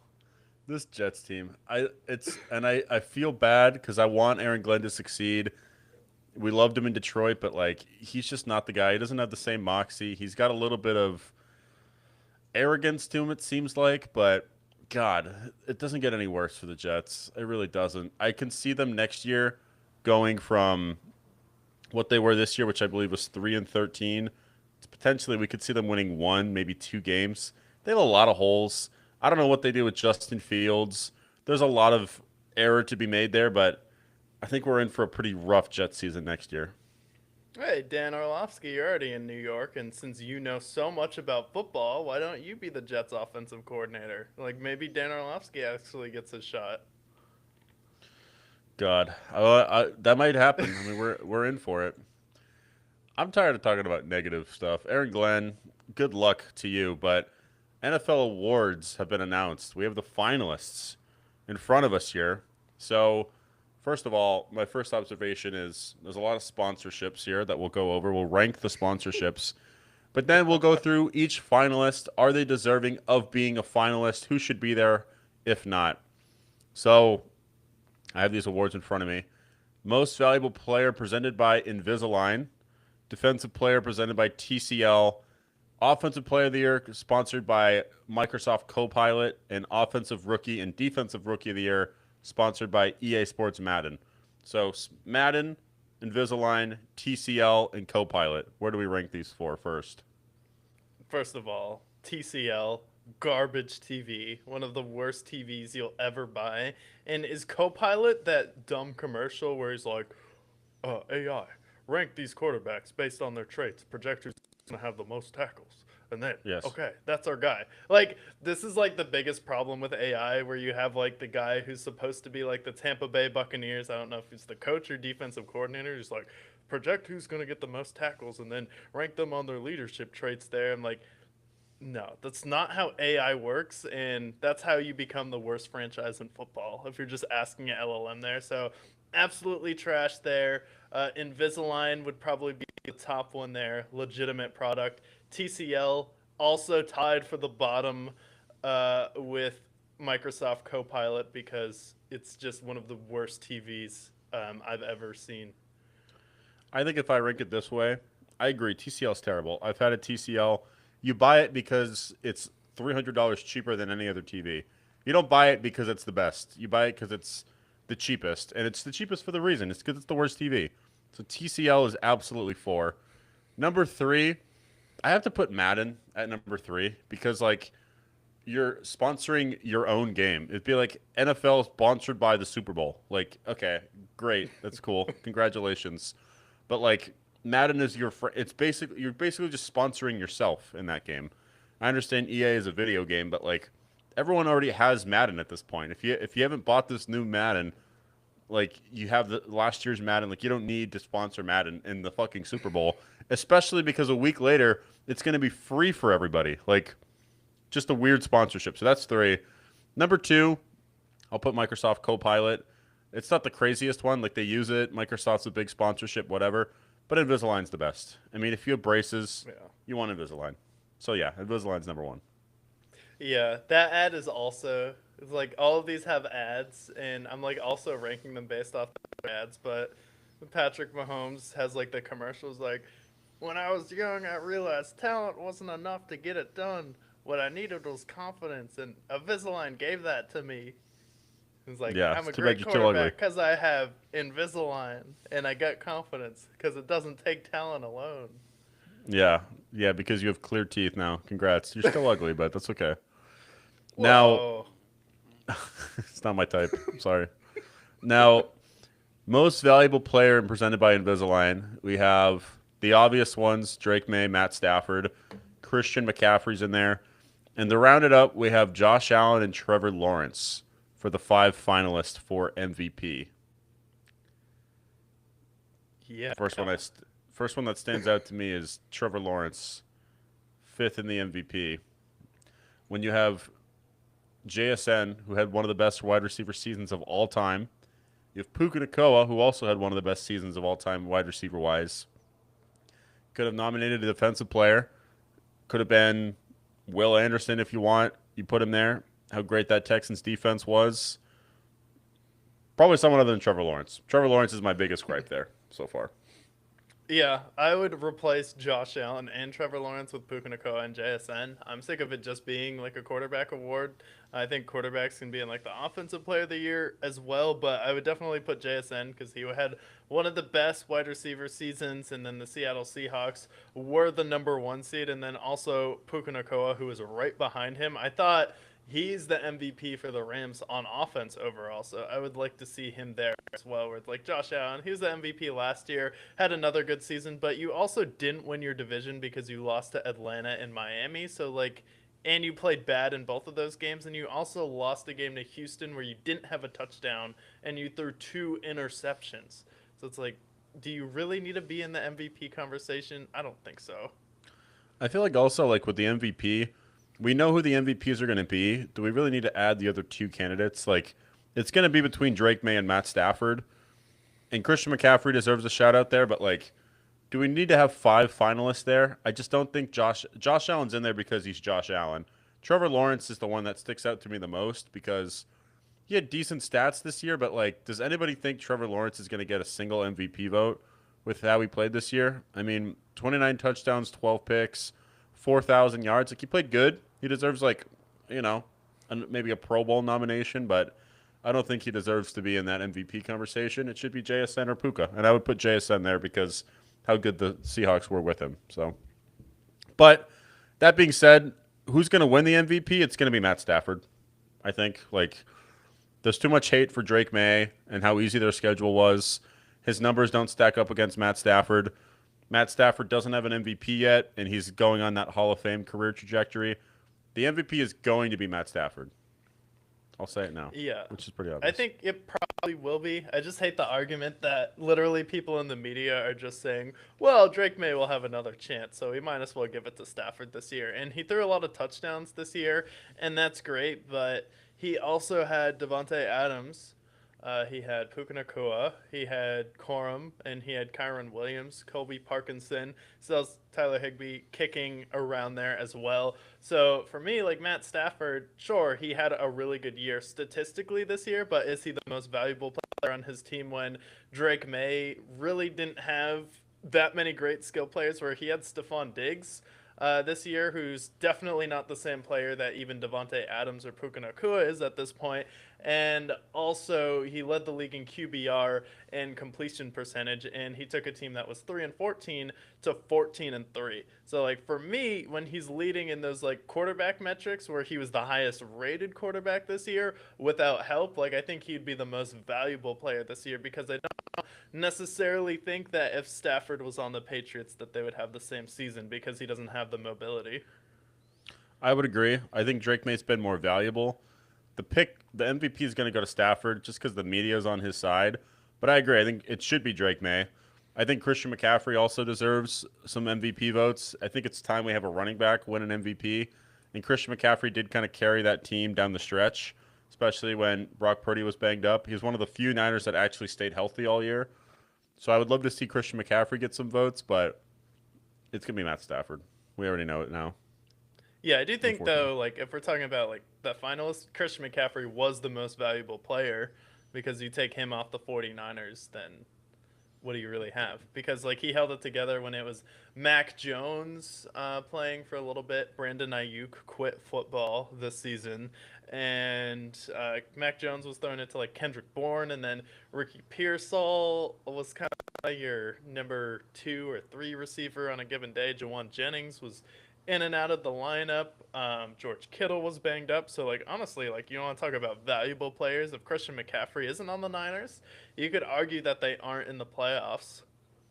100% they're not in the playoffs. I don't even think they have a winning record without him. So I would absolutely put Christian McCaffrey there.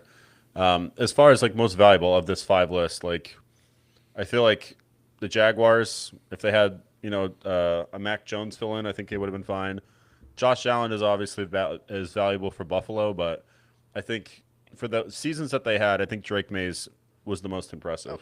Just the fact that he's a also, for second year. Buffalo, like, Josh Allen isn't even their MVP. It's James Cook this year. That was what I was going to say. Like, James Cook led the league in rushing, and he's not the MVP this year. Yeah, I mean, yeah, it's pretty much the two-headed monster there in Buffalo. You take either of those two guys out, and neither one is as effective. So I don't. Yeah, the MVP list is questionable. I don't agree with Trevor Lawrence there, but I think it should be Drake May. But we all know it's going to be Stafford. I feel Give like him this an is like MVP. kind of the least dramatic year where there's kind of an argument, but everyone's kind of just made up their mind that it's Stafford. Where like there was a heated argument between whether it was going to be Stafford or Lamar, or not Stafford or Lamar, whether it's going to be Josh Allen or Lamar. Where by every metric in a normal year, if Lamar hadn't won the MVP the previous year, he would have won it over Josh Allen. And Josh Allen kind of just won it over like a "we feel bad for you" Joel Embiid type of MVP, but. Yeah, I agree. This year, it's pretty much been Drake May and Matt Stafford all year, but Matt Stafford, he's 37. He has had MVP like seasons. We'll give it to him because he hasn't won an MVP yet. Fills his Hall of Fame legacy. Like, all right, great, whatever. You want to give him an MVP? I don't care. Whatever. Go ahead. Very cool. Now, Defensive Player of the Year. This was a much more stacked list. We have Will and this is brought to you by TCL. So apparently, defensive players love shitty TVs. Will Anderson, Nick Benito, Miles Garrett, Aiden Hutchinson, Micah Parsons. First person that jumps off for me, Micah Parsons got hurt. How many games into the season? Like 10 games into the season. He came in banged up. He left banged up. I think Micah Parsons there. It's kind of a fill in there, but I digress. Miles Garrett broke the sack record. He's going to win the Defensive Player of the Year. Yeah, this isn't like MVP where your team has to be successful. Like he literally had the best year you can at his position. His number one job is to get sacks, and he's the best player technically in history at that. I don't count it because he did it with the extra game, but technically it's still a historical thing for Miles Garrett. So yeah, you have to give it to him. No, I'd agree there. And Offensive Player of the Year, they have Drake May, Christian McCaffrey, Puka Nacua, Bijan. That's another guy that could have been an MVP, but his team wasn't good enough. And then JSN, Offensive Player of the Year for me. I think it's between Puka and JSN was healthier, has better stats, so JSN has to be Offensive Player of the Year for me.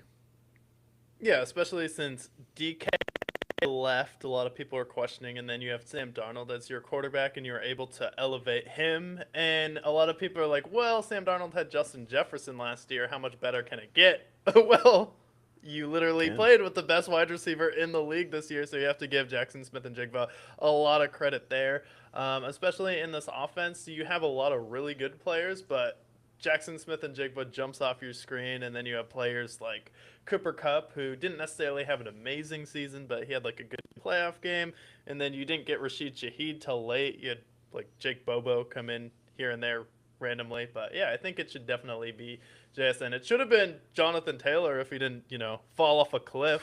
I would like an honorable mention. I would take Drake May out and put James Cook in here. Like he's already in the MVP conversation. Like, so how is Drake May in the Offensive Player of the Year category, but Stafford isn't? When Stafford's being talked about where, oh, Stafford has the better stats. Well, like Drake May is in the Offensive Player of the Year category and MVP where Stafford isn't.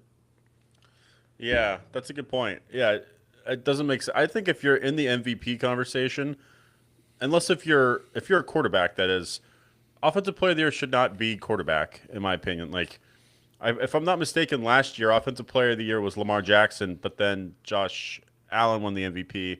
That doesn't make sense.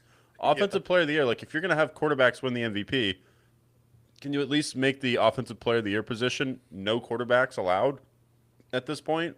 Because, like, we have the James Cooks of the world. Christian McCaffrey had a great season. Puka, JSN, like, Bijan Robinson. Like, all of these guys were studs all year long, and they didn't get the love. Honestly, hot take, had they not been hurt, dare we nominate Tucker Kraft potentially in the Offensive Player of the Year? He was on pace. He was the best tight end in football for like 6 weeks. Had he not get injured, I think he would have been on this list too. But Also, didn't Jason Myers score the most points this year? Yeah, he could have been. He had the most points ever. So yeah, maybe him. So But like it's he Jason. literally had the most offense. It's not important enough. Where's the not love in the for NFL. the kickers? No kicker award. Co-pilot didn't see it. They missed some stats there. Co-pilot could do some Look more. at these stats again. And then Offensive Rookie of the Year. This is a pretty interesting list, actually. So it's Jackson Dart, Amike Ibuka, Travion Henderson, Tedero McMillan, and Tyler Shock for Offensive Hmm. Rookie of the Year. If it was early in the season, I would have said Ibuka. He kind of fell off end of the season. Travion Henderson was kind of the opposite, where he kind of came on at the end of the season. Consistency wise, it should be Tyler Shock. I think he proved to be the best rookie. Jackson Dart was in and out of the medical tent. Tedero McMillan, he also deserving. I think he had over 1,000 yards. I think he had 1,200. But Yeah. best rookie for me was Tyler Shock, 100%. And this is offensive rookie of the year. Yes. Yeah, I would go Tet McMillan just because he played all season long. Where Tyler Shuck didn't come in till later, even though Tyler Shuck at one point was leading the league as far as fourth quarter passing yards in December. Travion Henderson had 4 50-plus yard touchdown runs, which I think is really impressive, but he just wasn't a consistent through line all season long. But I think Tedero McMillan kind of was a slow burn built up to it, and he was the most consistent player all year long, especially playing with Bryce Young and making him look like a competent NFL quarterback, helping them win the division there. Felt like he was kind of their MVP on offense, so I would give it to Tet. I think he deserves it. Or, sorry, he doesn't like that, but. Yeah, so like if we compare his numbers to Mbuka started the season hot. He had back-to-back 100-yard games. He had multiple touchdown seasons. He had 938 receiving yards, 6 touchdowns, where Tedero McMillan had 70 catches, 1,000 yards, 7 touchdowns. And throughout the season, he was consistent. He had a 100-yard game in week 2, and then he had 2 more following that. So Tedero McMillan was consistent throughout the entire season. Game 1, he has 68 receptions his rookie game, 100 yards against the Cardinals. And he was pretty much the only bad game he had was against the Seahawks in Week 17. But other than that, he was really consistent, and he played well in the postseason as well. Yeah, he played every game. So I Yeah, would just give it to him, like, based off that alone. yeah. Defensive Rookie of the Year, we have Abdul Carter, Nick Amanawari from the Seahawks, James Pierce for the Falcons, Carson Schwessinger for the Browns, and Xavier Watts for Defensive Rookie of the Year. Yeah, I would go with Abdul Carter for the Giants. He wreaked a lot of havoc for them, especially adding him as another piece on that defensive line to go along with Kayvon Thibodeau and Brian Burns. I thought he was a really good piece for them added, where you have Amena Wari, who's like a little bit inconsistent this year. Overall, he did have a really solid year, but I think Abdul Carter for me. Yeah, I would agree. All these other guys, they kind of came in a little bit later. But Abdul Carter, he was just a freight train. I think he had over 10 sacks this year, too. For a rookie, that's super impressive. Um, but yeah, I would agree. I think he's deserving there. Comeback player of the year, we have Stephon Diggs, Aiden Hutchinson, Trevor Lawrence, Christian McCaffrey, and Dak Prescott. Um, my thing Okay, is, Dak. my thing is like some of these guys overcame injuries, but like, what did Trevor come back from? Where where did Trevor come back from? He was just did he get hurt? Did I miss something? Like what happened to Trevor Lawrence? Why is he the comeback player of the year candidate? I think he got injured at some point, like he sprained his ankle last year, but I think he just came back from regressing for 2 straight years with the Jacksonville Jaguars. But I didn't think he dealt with an injury as significant as Stephon Diggs or Aiden Hutchinson to warrant being comeback player of the year. But for me, it has to be Aiden Hutchinson, right? Right. Yeah. He had a pretty Defensive player of the year. gruesome injury, and then he came back, and then he's also like was on a stretch where he pretty much had a sack in every game. He was coming up clutch for the Detroit Lions there, especially coming back as an edge rusher for a knee injury. Stephon Diggs, he came back, but he wasn't himself this year. He was really good with the Patriots, but he wasn't as impactful as Aiden Hutchinson was. And then Dak, it's just like, no, sorry. Yeah. Yeah. Aiden Hutchinson last year was going to be defensive player of the year. He had 7.5 sacks in 5 games. This year he had 14.5 sacks, for the Lions, so I agree there. I don't think Dak Prescott overcame too much craziness. Like, he got hurt last year, but I don't know. I don't think he was. He still played 8 games last year. He did fine. And then Stephon Diggs, like this year, I don't even think he mustered just over 1,000 yards. I just don't think Aiden Hutchinson. He's a Defensive Player of the Year candidate. All these other guys aren't. It's got to be Aiden Hutchinson. Yeah, I think Drake May to Stephon Diggs was uh, the highest completion percentage since Drew Brees to Michael Thomas. It was Oh my like God, 83% when he went to Stephon Diggs. damn. Yeah, I didn't know that. That's insane. I will say, Coach of the Year, I think they nailed. I don't think I would make any changes. They have Mike Vrabel, Kyle Shanahan, Mike McDonald, Ben Johnson, Liam Cohen. I feel like that list is perfect, to be honest.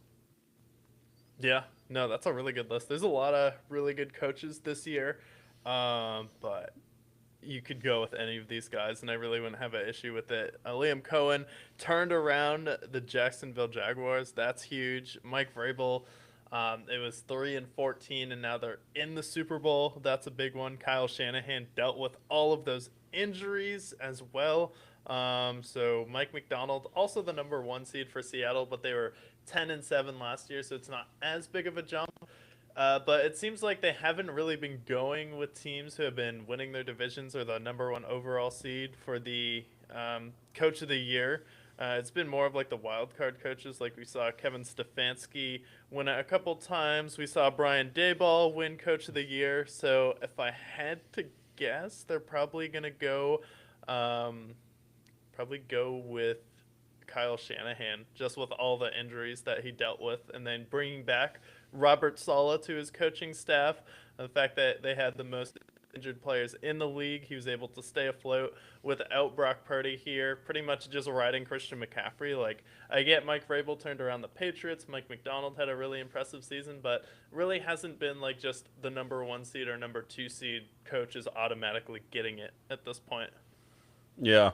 I think all of these coaches are deserving, but I think Kyle Shanahan coached his ass off. Mike Vrabel's probably going to win it, but Kyle Shanahan coached his ass off this year. The fact that they made it to the playoffs, won a playoff game, and then did what they did with all of their injuries, like, I think that was the most impressive coaching season. Mike Vrabel turning this team around as quickly as he did, I think that's what warrants him Coach of the Year.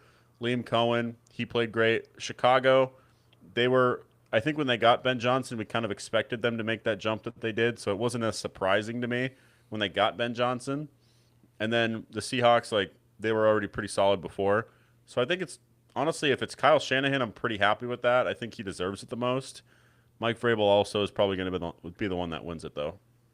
Yeah, I'd say like Mike Vrabel also equally deserves it. Just with he didn't have to deal with the injuries, even though at the end of the year they were missing Robert Spillane and Milton Williams, and then their tackle Will Campbell was also out. So he still also had to deal with some injuries with the Patriots, and then he ended up still guiding them to the number 2 seed overall. No one expected them to go 14-3. I still thought realistically, looking at their schedule with how easy it was, they were going to be 13-4, maybe losing to Baltimore and Buffalo, but you end up splitting with Buffalo, having that huge game where you beat them on Sunday Night Football. So I definitely think it will probably go to Mike Vrabel, and I think him and Kyle Shanahan are neck and neck. Like, I have no problem whoever they give it to.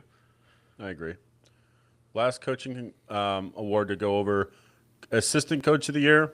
I have my favorites here, but we have Vic Fangio for the Eagles DC, Brian Flores for the Vikings DC, Vance Joseph for the Broncos DC, Josh McDaniels for the Patriots OC, and then who I think should be Assistant Coach of the Year, Clint Kubiak for the Seahawks OC.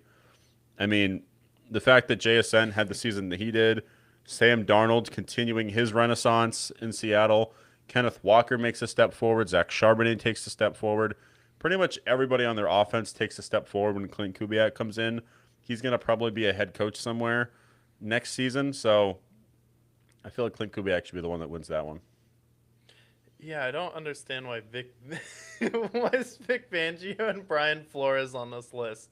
Like, Brian Flores being on this list is such a pick me. Like, you couldn't figure out any other coordinator to put on here. The Vikings didn't make the playoffs. It's like I get that they had a good defense this year, but you probably could have found someone else to put on this list, like Ben Burke, who coached the Houston Texans defense, or Jesse Minter. you know, yeah, Jesse Minter as well, who's now a head coach. But I would give it to Josh McDaniels because Clint Kubiak, he did a really good job with Seattle this year, but he also had a lot more weapons to play with. Where Josh McDaniels, he had the quarterback in Drake May, but it's still his second year. He's 23 years old, and then you compare year two of Drake May to someone like Josh Allen. Especially with the weapons that they had, I thought Josh McDaniels did a really good job. Yeah, I think it should be one of those two guys, Kubiak or McDaniels. I like what I saw from Clint Kubiak this year. I guess the reason why I wouldn't pick Josh McDaniels is because he's just I'm familiar with Josh McDaniels' offensive coordinating skills, but I'm not sure if he's ever won an assistant coach of the year. So he's definitely due. It's got to be one of those two guys. These other three, no disrespect to them, but Vance Joseph, yeah, they led the league in sacks, but we already know what he brings to the table. Clint Kubiak, Josh McDaniels, those are the guys that I think they should be winning this award. Yeah, one of the two. Yeah. Or I mean, Vance Joseph, he still did lead the Broncos to the fifth most sacks of all time, so that's also a really impressive feat. And then his coach is the thing with he has in common. It seems like all of these like coordinators on this list have in common is their head coach does the opposite of what they do. Where you look at Vic Fangio defense, Nick Sirianni is the offensive guy, Stefanski, Brian Flores is defense, and then you look at Josh McDaniels. So kind of get why all these coaches are on there, where it's like they're kind of the sub head coach for that unit. Yeah. But we'll know the week of the Super Bowl who wins this. This is going to be announced on Thursday the 5th. So we'll know for sure who wins this, but we have our predictions locked in.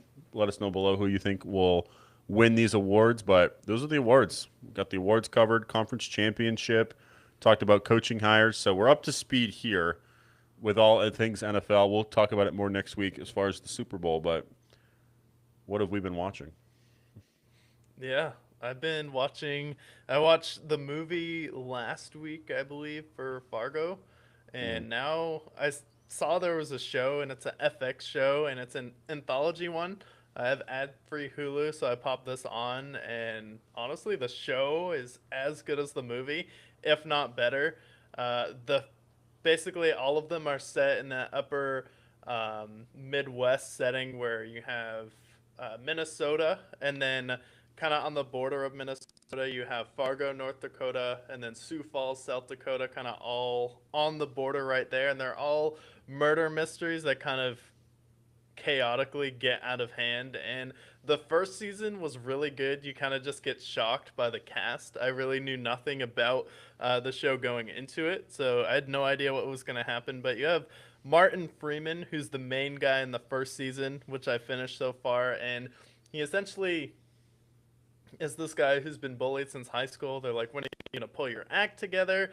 And he just snaps and then beats his wife with the hammer in the first episode. Oh, And God. he was also bullied by this guy who kind of has mafia ties and owns this trucking company. And he meets this hitman named Malvo, played by Billy Bob Thornton, and he's just like a really like off-putting, like one of those characters that's really charismatic but slightly uncomfortable, or you can definitely tell there's something off about him. And then you just have him being investigated by the cops, and they're trying to figure out how they can charge him. And then Bob Odenkirk is also in this, and he's like the chief of police, and he's kind of just like a bumbling guy where he's looking at it all wrong. And then you have Key and Peele, who end up playing a role in this one as well. So it was like a really well done murder mystery, and he felt like he kind of got away with it for a year. And you kind of have to see like it's pretty unpredictable at some point. So it's like a really good cast, really good writing. So if you just like those atmospheric shows with really well written dialogue, really good storytelling, really good characters, this is definitely a good show. So I finished the first season and I'm almost done the second season. So the first one takes place in like the early 2000s, and the one I'm watching right now is takes place in the 70s. So the main girl who's investigating the case in the first season, The second season is about her dad. And then you have an appearance from Kieran Culkin in the second season. Patrick Wilson plays the main detective. I like him a lot in the show. And then you have the main actor from Cheers is like another actor in this one as well. So overall, first season really good, but I dig the second season a lot too because you have Jesse Plemons and Kirsten Dunst who kind of get mixed up in this as well.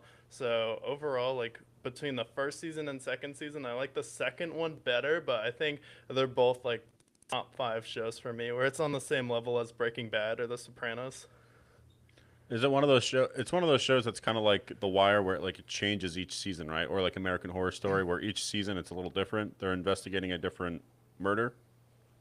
Yeah, so each season is a different murder, so it's like a completely different cast, and all the actors are like movie quality actors. Where like the first season you have like Martin Freeman in it, you have Billy Bob Thornton, who is amazing. Like he's one of my favorite TV characters, quickly of all time. Like after that, and then the second season you have like Kieran Culkin, you have Kirsten Dunst and Jesse Plemons in it as well. So Patrick Wilson. So you have like movie quality actors, and they only need to commit for like 10-hour-long episodes. But like the writing has been really good so far. So I dig the show a lot. And then you have that just like upper winter Midwestern atmosphere where it really feels like it puts you in a different world. Yeah, I gotta check it out. I will say our partnership that we made, where you got my Paramount and I got your Max. I feel like we have the perfect formation now. We have the perfect unity now with the two best streaming services combined. So I like that there. I have not taken the opportunity to watch anything on Max yet, although most of my friends watch Sinners, so I almost watched Sinners this weekend. Didn't end up watching any movies. However, I have had quite the phase, and you're going to laugh at this because it's very boomer, but I've had a big phase of Alice in Chains, and specifically the album Dirt. So I recommend checking out Dirt. If you're into Okay. grunge and you've had your Nirvana phase and you want to listen to something that's a little less Nirvana-esque, you want to listen to something grittier, then listen to Alice in Chains. The way I would describe Alice in Chains is if you took testosterone and you put it into music form, that is Alice in Chains. It's just sick, grungy, disgusting, dirty, sick music. So I listened to Dirt. I listened to this at the gym, and I had the best pump of 2026. This is where they Got the have do like Man rag in the on. Box.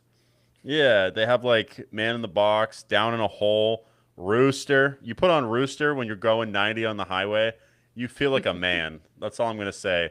You get yourself an espresso shot with your coffee, you just feel like you're ready to tackle the world. So, the what I would shout out this week is go ahead and listen to Dirt by Alice in Chains. You'll see the picture, it's like a desert with like this sand sculpture in the middle. If you want to enjoy a nice 90s rock album that influenced most of what came after, like the Nickelbacks and the Godsmacks of the world, maybe that's not your taste, but I think if you listen to Alice in Chains, you would be like, "Damn, these guys are sick," because they are Is sick. like the voice kind of like that boomer rock, or is it better than like most of the other ones? It's better than most of them. He's got. I like them better than Nirvana personally. Nirvana's fine. Like Nirvana's also influential, but there's two grunge like icons. You have like the Nirvanas, and then you have the Alice in Chains. Alice in Chains is so much more like grittier and in your face, and just I don't know, just have it like just what you got to do is you have to get like a 6 pack of your favorite beer and just drink it while you're listening to that album, and you're gonna be ready for war. So Alice in Chains is my shout out this week because I had it. It's I'm kind of slowly phasing out of the phase now, but all over the month of January, it's been Alice in Chains. I've been just cranking Alice in Chains, getting back into Coors Light. So yeah, it's Coors been a Light and party. Alice in Chains. It's been Sounds awesome. like a You good go. combo. It's been a great combo. I go home, I get a lift, put on some Alice in Chains, go to the gym, get a pump in. Like yeah, I can only describe it as if you put testosterone in your headphones, and that is what it feels like. Hell yeah, I'll have to check some Alice in Chains out in the gym. Sounds like a good time. It's like kind of like that Nirvana. It's like kind of like that like pop punk where you have like the bands like Green Day and Blink 182, but then you have like some of your heavier, like lesser known like pop punk bands where like the real like scene kids are like, oh, you listen to Blink, like you're such a normie. No, it's I think like Alice in Chains is more like I would describe them as more of like biker music. Like if you went Biker to music. like Bike Week in Laconia, you would hear Alice in Chains most likely, but not in the way like Yeah. not in a negative way, in a very positive way. Like this is one where you would drink like whiskey and listen to it, or if you're riding like a Harley, that's you listen to Alice in Chains when you're on your Harley. Like that's the kind of band. It's just kind of grungy, in your face. The singer's voice is really good, and it's not quite like I feel like Nirvana is like the more commercial grunge that you're gonna hear, who influenced the Soundgardens of the world and all the other ones, but this is less like the grungy like Jarl that you'll hear from like a Creed, and it's more of just like a gritty, sandy type of vocal. Closest comparison is probably Godsmack. So whatever you think about Godsmack, this is who directly influenced Godsmack, but they're so much cooler than Godsmack. They're a sick band. They're on my tops of 2026 so far. Yeah, the '90s bands just like did it better. It's like more iconic to it. It's like similar to movies where like I feel like just the millennial rock bands just like aren't as cool. Where you have these millennials who are still going to see like Shine Down or like 3 Days Grace. Like I know they have like a special place like for you, but like they're just not as cool. Like especially like the 20, even like 2010s like just like rock or emo in general. It was like it kind of came back in like the 2020s, but like in the 2010s it just wasn't as cool. Got kind of stale where it was more recession music in the 2010s or the 90s. It was no one really cared about anything. No one really paid attention to politics. It was kind of like the easiest years in American history, and everyone was just like, "I'm listening to Alice in Chains, drinking whiskey. We're gonna go see Rambo Yes. on the weekend," and then it's just Yes. boomers sitting on hogs. Yeah, and I was so debating. It's funny. It's been such a macho month of January for me because I've now watched all three Rambos that are from the 90s, and they're all awesome. They're all amazing. They're all so sick. And then I listened to all three of the Alice in Chains albums with their singer because their singer died also. He didn't die of suicide, but he died of an overdose, but died like same kind of arc as Nirvana, where they released three iconic albums and then the singer dies. It's kind of the same. So they're both like quintessential in making the grunge era of like pretty much like 90s rock is defined by Alice in Chains or Nirvana, but it's two different sounds. So if you've liked Nirvana, I don't know if you're a Nirvana fan or not, but um, this is a more like aggressive tone. So this is one that you'd listen at the gym, where you wouldn't listen to Nirvana at the gym most likely. Yeah, like Nirvana's pretty good. So definitely have their place in music. But yeah, I definitely think like now that I popped on Paramount, they might have the most value for like any app, especially for movies. I just like was Yes. scrolling through all of the movies that they have, especially the sci-fi ones, and then now that they have UFC, I watched the UFC fight Saturday night with Justin Gaethje and Paddy Pimblett. I'm like, okay, and you have the NFL too, and then I feel like honestly, like Peacock and Paramount were kind of the apps that were made fun of at first, but they kind of have the best movies. Where like Yeah. HBO Max went through an identity crisis where are we Max, HBO Max, or are we just HBO? Yeah. Hulu's kind of, Also, like Paramount Plus also has your nostalgia. Like if you have all those shows from Nickelodeon and Cartoon Network, like you can watch regular show on Paramount Plus. You can watch SpongeBob. You can watch any Nickelodeon show at that time. So if you're nostalgia farming, you can go to Paramount Plus. Then you have the NFL that has all the AFC games. You have the UFC, and then they have all three Rambos. Look at you. You can watch all three Rambos and then turn on the NFL. Mission That's Impossible. There's a lot of the yeah. old Arnold movies there. They have John Wick. I think John Wick. World of Worlds with Tom Cruise, or if you want like a good sci-fi movie, that's another good one to pop on. And then yeah, I saw like a lot of good movies. They have the Running Man, both of the Running Man movies. So if you want a next step after that, after watching Rambo, watch the Running Man movie with Arnold. Yes. Yeah, I'm in my action film era of my life right now because I never really had my era of action films, but 80s action films are just. I think it's because they're just kind of goofy, is why I like them. And maybe that's why my Alice in Chains era has also started, because once when you've learned to embrace it, it's so much better. Like you embrace, it's like a little corny at first, but then once when you get into it, you're like, oh, this is actually so sick. And that's what Rambo is. That's what Alice in Chains is. And that's what I feel like 80s action films are just so bombastic and so just over the top. And that's kind of how I want my action films to be. I kind of want it to be over the top and just, you know, bombastic. Doesn't need to have like this crazy story. Just have them do dope shit and I'll be into it. Yeah, actually blow stuff up instead of like CGI, where like in the trailer you can tell that it's CGI. So, yeah, definitely check out. You said it was Dirt by Alice in Chains. Yeah, I'll send you some songs. Hell yeah. It's a good time.